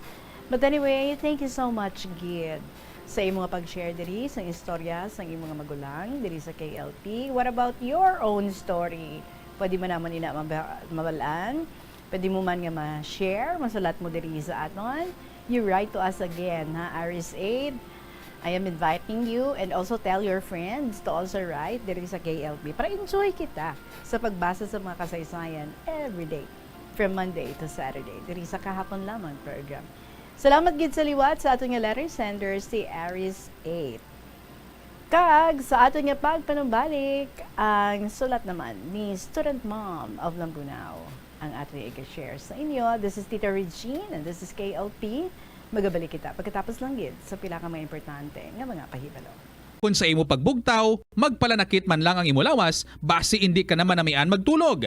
May panugyan ang pain medicine specialist nga si George Gergis. Simple lang. Una, maglikaw sa pagkaon nga nagapromote sang inflammation. Pilion mo ang madamo nga utan, prutas, whole grains kag seafood. Bangod ginapataas ni ang antioxidants nga nagabulig sa pag-reduce sang inflammation. Mag-exercise apang hindi man pagpatamaan. Ang movement nagalubricate sang joints gani nga makalikaw sa pain kag stiffness. Ang cyberbullying among paggamit sang offensive kag masakit nga mga tinaga online na ukon pinaagi sa text. Ang bullying ang nagatuga sang kasubok kag depresyon sa biktima. Magluwas ni, magabatyag siya sang kaakig, pagkadula sang interes sa mga butang nga iya naluyagan kung ikaw ang ginbully.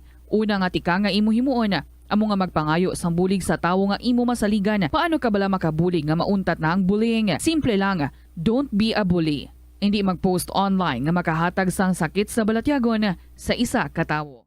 Kadungan sang pagtigulang, nagataas man ang risgo sang vitamin deficiencies nga nagatugas sang physical kag emotional changes. Santo sa isa ka scientific study, ang B vitamins ang importante agod nga mag-function ang body cells nga nagabulig sa metabolism, paghimo sang bago nga blood cells kag nagabulig sa pag-maintain sang healthy skin cells, brain cells kag body tissues. Mang program, patay gid ako sa kay Student Mom of Lambunaw. May picture gali. Student Mom, sorry gid. Nalipatan ko ang picture sa isa ko ka bag. Pasensya. But I can show it tomorrow. Even if hindi na imo story, I will show the picture. Sorry. Anyway, ano yung new episode para sa aton diri sa Kahapon Lamang program. Dear Tita Regine.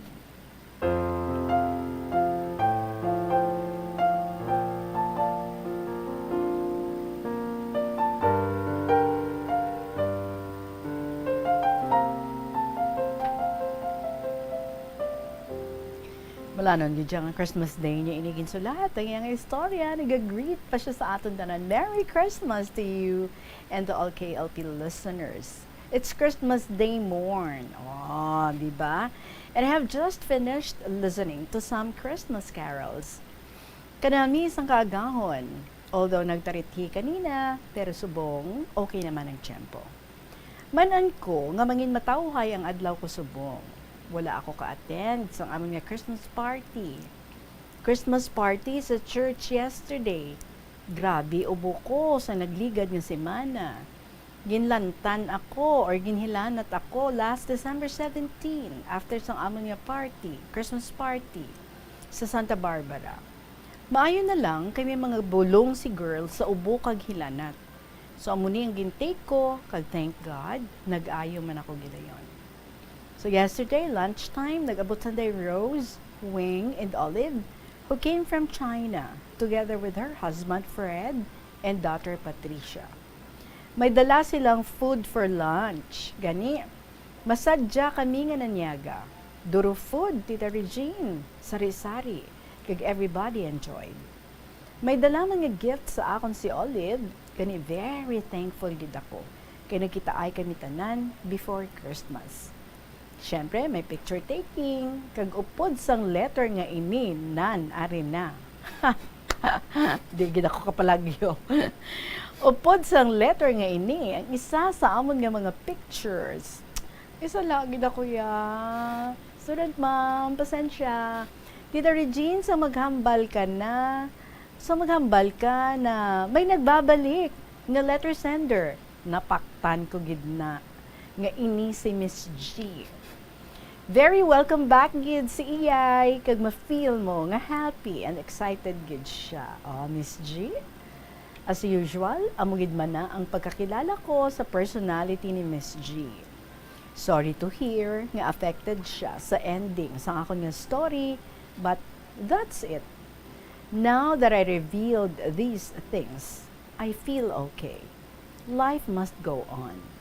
Certainly, storms and bad weather await us in this life, but in Jesus, we outlast life's tempest by standing in Him. As always, in times like this, I always fix my eyes on Jesus so that I will not grow weary and lose heart. And I never fail to say this prayer: Jesus, you calm every spiritual storm. When tempests rage, speak peace to my soul as I put my hope in you. I also didn't miss the story of Mia. Surely, ang Christmas spirit nag-touch gid sang hearts of these two KLP writers, and once more, they felt the itch to write and make a comeback for KLP. So for the two of you, Miss G and Mia, welcome once again to our family circle. May the two of you always stay as sweet as true-blooded KLP contributors. Oh, di ba? Well, Tita Regine, today is Saturday, December 30. Okay. Times ang ginsulat niya ini nga sulat. So pila ka adlaw ko man nga nabayaan ang letter nga ini sa akon nga table. Ginabtan gid sang blank moments nga do hindi ako kabalo kung ano ang isugpon ko sa akon nga story. Dugangan ba sa mga nagaabot nga mga visitors to greet me every day? Gani, amo na ang resulta. Daw at a loss ang akon nga memory. Pero subong, decided na ako nga tapuson ang sulat ko nga ini. Agud mahatag ko kay girl. So may 3 letters na ako sa iya, pero hasta subong, wala pa siya capacity. Pending gali ha. Gani is tambay lang anay sa iya bag ang akon mga sulat. Hello girl. Masik pa din na, no? Nga mapalabot diri ang mga letters ni student mom. Anyway, take your time ba. Maybe after New Year na niya ini madala dira sa bombo. Okay lang, ang importante that I continue writing another letter. Well, 2 days na lang kag New Year na. So here comes 2024, and together with its coming, people made some resolutions nga luyag nandang i-attain. The major purpose of these resolutions was to remind us of God's character and His expectations. God wanted us to be the children of God, doing always what is just and right. Para sa aton, this also means that our faith must be put into practice or it's worthless. As for my New Year's resolution, I have only one: to try my best to live up to the expectations of our Father in heaven, always loving and serving Him in the best way that I knew. With old age, prayers is my best weapon. Agree gid ako dira. May the Lord help me to develop resilient faith and empower me to demonstrate my trust through loving obedience to Him. Tita Regine, pila ka adlaw nang ginadala ni girl ang 3 niya nga kabataan agud nga pa obrahon sa farm sa Kapangyang. Nagapanilhig sila sa palibot kag manutod, nagapakaon sa mga manok sa poultry kag maggather sang eggs. Nagbakasyon ako and helped sa farm, gani sila lang anay ang gaobra diri. Siling ni girl, agud ko no maman-ananda ang mga obra sa farm. Paagi sini, ma-develop pa ang ilang love for work, kag responsibilities sa pila ka adlaw. Ganit man, no? So enjoy man ang mga kids. Ginapanimalhas sanda kung magsulod na sa balay, agud manghugas ang kamot. May balon man silang food, kag pagkatapos sobra, ginapapahuway sila ni girl kag mag-snacks. Well, Christmas vacation is not just plain bakasyon, kag magluya-luya. It's also time to learn new kinds of work which children can enjoy doing together. Enjoy sanda mag-feed sang chicken, kag ipamutang ang mga eggs sa egg trays. Doing new tasks in a way of changing our outlook in life. Siling sa tatlo ka bata, the Lord is good. Kay ginpa-experience sanda sa mga bag-o nga bagay nga nakakuha sang ilang anxiety. Kag nagpabatsyag sa ila how good God is. Naging full of gratitude and thanksgiving pasanda. Kay siling ni NC, her experience in the farm makes her feel better and happier.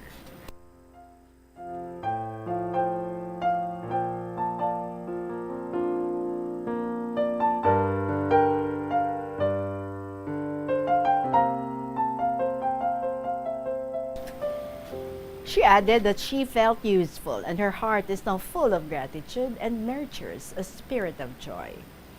So, Tita Regina, sta na lang diri anay ang sulat ko. Maghalong kita tanan sa walking influenza. Gani, no? Madamos ang members ng church ang ginaubo kagilanat, kapin pa ang mga elderly. May balon ice cream sa day girl yesterday, pero wala ako magkaon. Basi, magbalik ubo ko. Nag-ayo-ayo na ini, kay pila nakaadlaw nga gina-nebulizer ako ni girl. Morning and afternoon gid. So bye-bye to all. Merry Christmas and a prosperous New Year to all KLP listeners and writers. God bless. Sincerely, Student Mom of Lambunaw.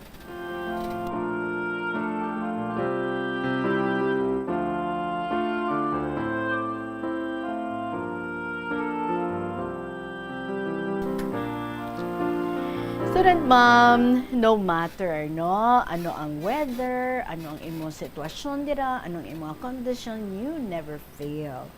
Nga mag-sit down and write a story para sa amon diri sa KLP nga puno sa mga inspirations, mga puno sa mga motivations, beautiful stories nga makatouch ang amon nga heart and remind us how good God is.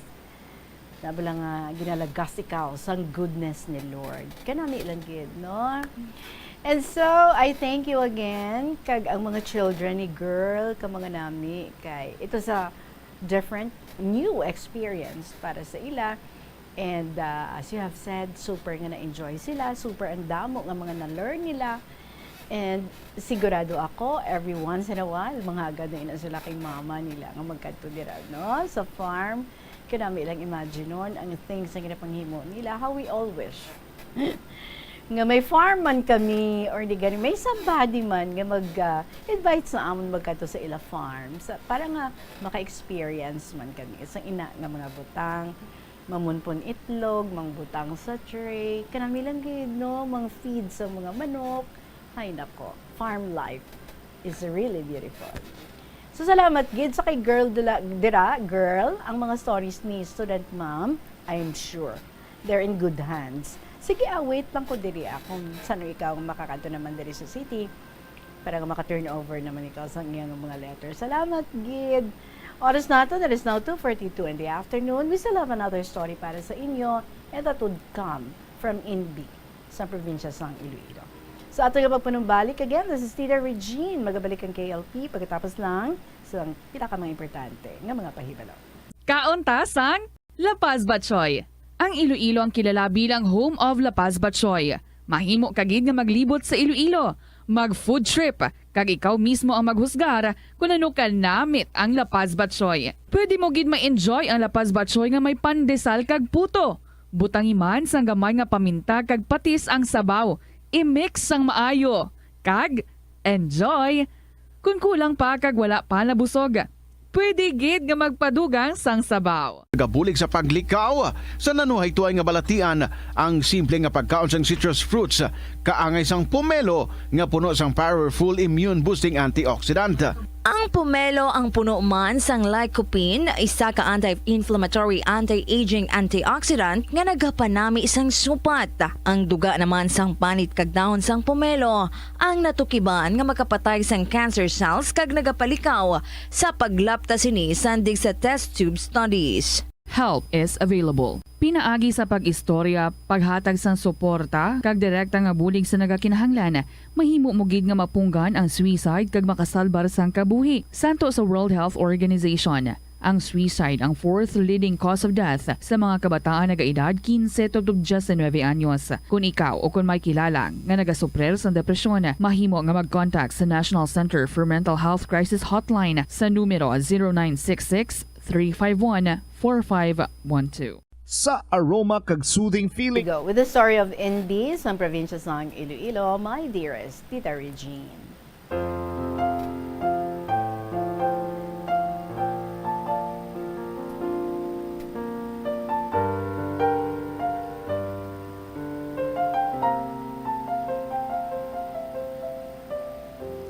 A blessed afternoon to you, Tita, all staff and members of Bombo Radio Philippines, my dear active listeners and lovers of KLP.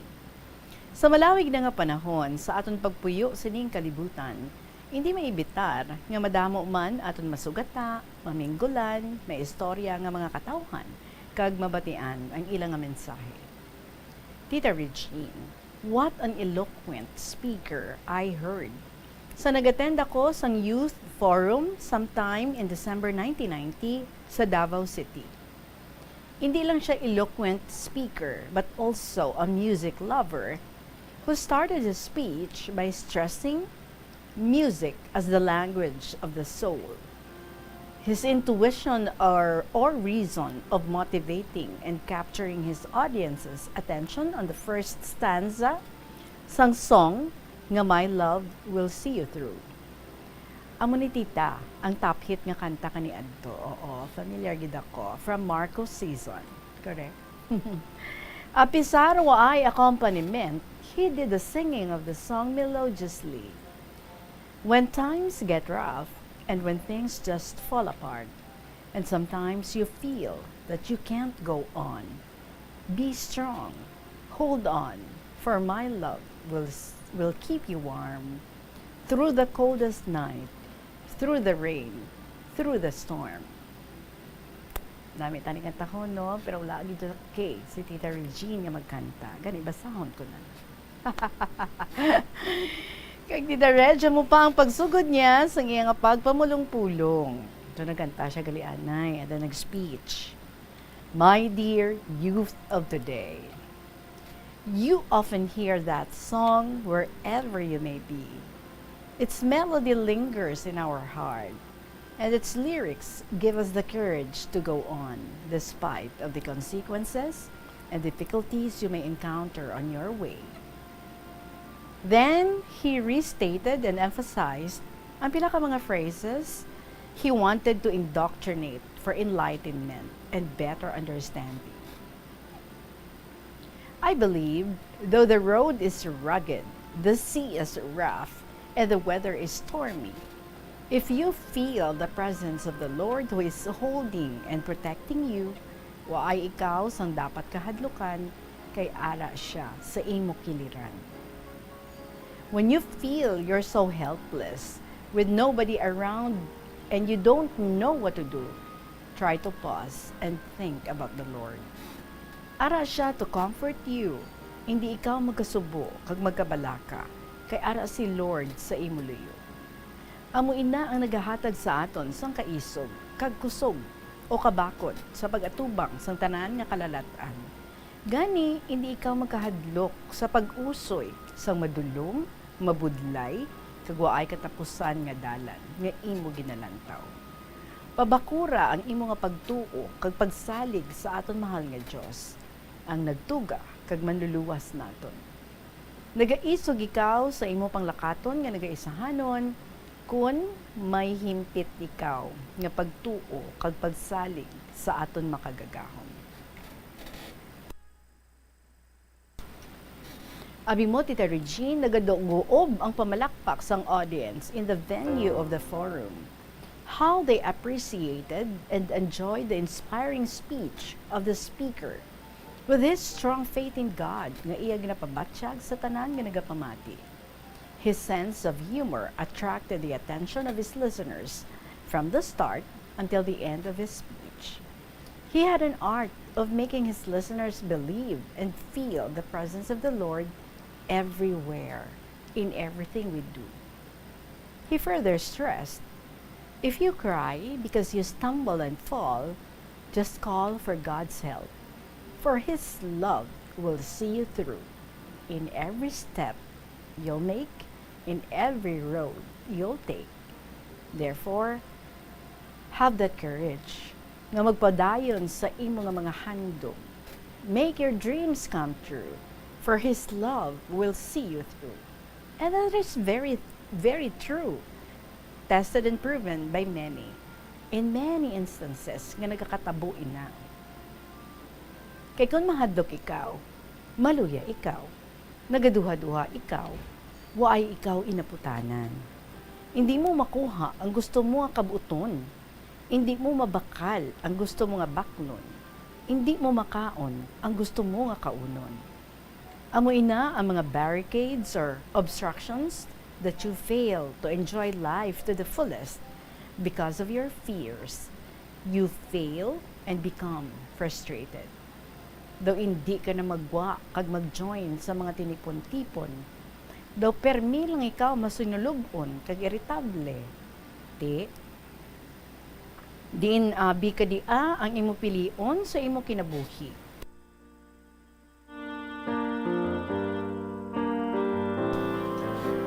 Kundi ang magmalipayon, hindi bala? Agi man lang kita diri sa kalibutan, for all of us will pass away. Insa hindi naton gamiton ang panahon sa pag-enjoy and be happy with your peers. Hindi man sa inyo malipod nga pansamantala lang ang aton kinabuhi diri sini nga kalibutan. Ikaw, ako, tanan kita nakahibalo what life is all about in this world. Ladies and gentlemen, let me share with you the situation of a helpless fellow nga haluson na gani nga makalakat. But one night, before he went to bed, nagpangamuyo siya so hard and earnestly called the help of our Almighty, merciful Father nga ayuhon siya so that he could visit the church to attend the Mass. So nagbugtaw siya early in the morning. Naglakat siya back and forth several times sa ilang backyard.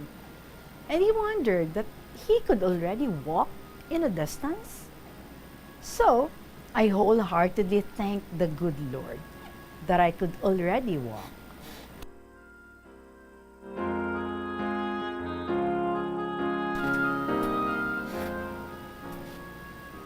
Milagro. Kag sa pagkadto ko sa simbahan, nabatyagan ko nga may nagaubay pagid sa akon sa dalan. Nakita ko gid sa akon duha ka mata in apparition, a shadow of a tall man with the long hair in white robe. Akon gid ini ginapaambit nga testimony sa inyo nga daw hindi matuuhan pero nangin matuod. Personal nga natabo ini sa akon kinabuhi. Buhi pa ako nga saksi kag fresh ka pa sa akon nga panghuna-huna nga ato siya ang aton ginatuuhan nga makagagahom manluluwas si Christ Jesus. Mga kabataan, sa inyo nga pagkabatanon, itanong gid sa inyo kaisipan nga hindi ka mo nagaisahanon. Remember that you're not alone in your struggle to walk in your aim to become a leader of an organization, a leader of our country, or rather in your journey to seek a greener pasture here and abroad. For our good Lord and God, our protector and Savior, is always with you, anywhere and everywhere you go, to keep your good work in service of our fellow men, so with our Creator above all. Tita Regine, that was a laconic, inspiring speech addressed to the young generation the youth of our country as future leaders, future employees, and employers to concentrate and utilize ang ilang golden hours with their courage, strong faith, and trust in God sa ilang struggle by all means para nga malabot ang ilang mga goals. In addendum, let me suggest to you ang mga kabataan dira as the hope of our fatherland that if you have already decided to settle down with a partner in life, try nyo nga magpili from among your girlfriends nga magpangasawa sang someone who may be ugly, strict and formidable, pero may pusong mamon, mabuot, mapinalangkaon, mahinangpanon, maalwan, kag masarigan. Why? Because you can leave her as your wife without fear or any hesitation that nobody will take her away from you while you're on mission in other places, very far from her. Kaangay sang seaman or businessman or kung nagatrabaho ikaw sa ibang niyo pungsod.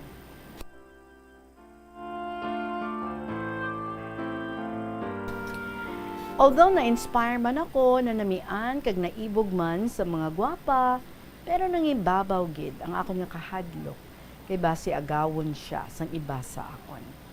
Sa pagkamatuod, si madam ko ginapabugal ko gid kay maskin putot nga morena, ginapalangga niya ako kag palangga ko man siya. Kay waay na iba nga maibog pa sa iya, kundi ako gid lang. Sa pananaw ko, iba sa inyo daw napayahong. Okay, you may take this as a joke, mga palangga ko nga kabataan, pero ginasugid ko lang sa inyo ang matuod. Thank you so much and be blessed in Jesus' name. Tita Regine, diri natapos ang makapabuhi isang dugo nga mensahe ni Sir H, their invited speaker. Okay. Part pagalit ni no, sa iyang message, sa iyang speech. So salamat gid sa imo pagbasa and more power again sa imo mga program. Godspeed to all KLP contributors, listeners and lovers, especially to you tita and your family. Sincerely yours, NB, sa Iloilo Province.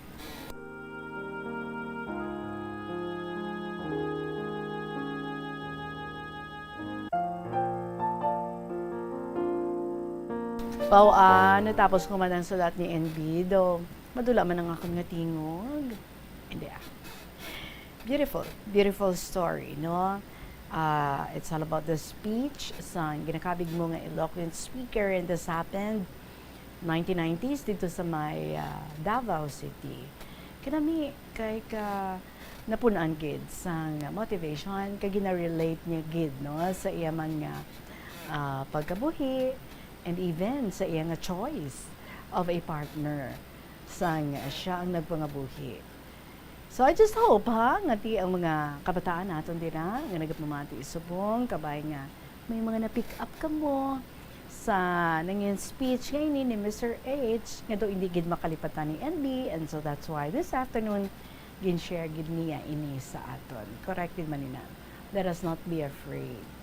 There should be no fear sa aton kabuhi because kung may kahadlok kita, that means we don't trust God enough para nga magsalo sa aton. Every time that we stumble, we fumble. So, kulang kita sa pagsalig sa iya if we don't trust Him, if pangaybababo naton ang aton nga kahadlok. Of course, you have to see, no? Everything sa masangkad nga perspective. And the one thing that you should not fail to do is to pray and offer everything, mga plans mo, kung anong yung mga luyag, mga dreams mo, offer everything to God and always seek for His guidance. So, diba, you would never go wrong. And B, thank you so much, Gid, ha? Pabalikon tagid ang tingog ko. Nga daw wala ginapaos-paos. By tomorrow. Anyway, sa inyo dilatanan mga kabombo, I hope ang next stories nga ato diri nga pagabasahon would come from you, especially those nga wala pa yan nakashare diri sa kahapon lamang program. So very easy ang inyong himuon. Just write your stories and then i-email because mo nang pinaka-fast nga makalabot diri sa ako ng inyong istorya. Paki-email nyo lang ina sa bombo_iloilo@bomboradio.info or you can write your stories and isend sa kahapon lamang program. DYFM, Bombo Radio, Iloilo, Sky City Tower, Mapa Street, Iloilo City. Maraming salamat sa inyo, mga kabongbo. Of course, balikay naman kita tomorrow. But don't forget, ha? Umpisahin na ang dapat ninyo nga umpisahan. Alright? Kag, before I forget, I am inviting you nga magpamati sa mga masunod ng mga very exciting nga mga dramas, Toyang Ermitanya, Provincial Jail, and Dear Diary. I'll be seeing you again tomorrow. Salamat gid sa inyo tanan. Sa gihapon, ini inyo alagad si Tita Regine para sa kahapon lamang program. Good afternoon and God bless.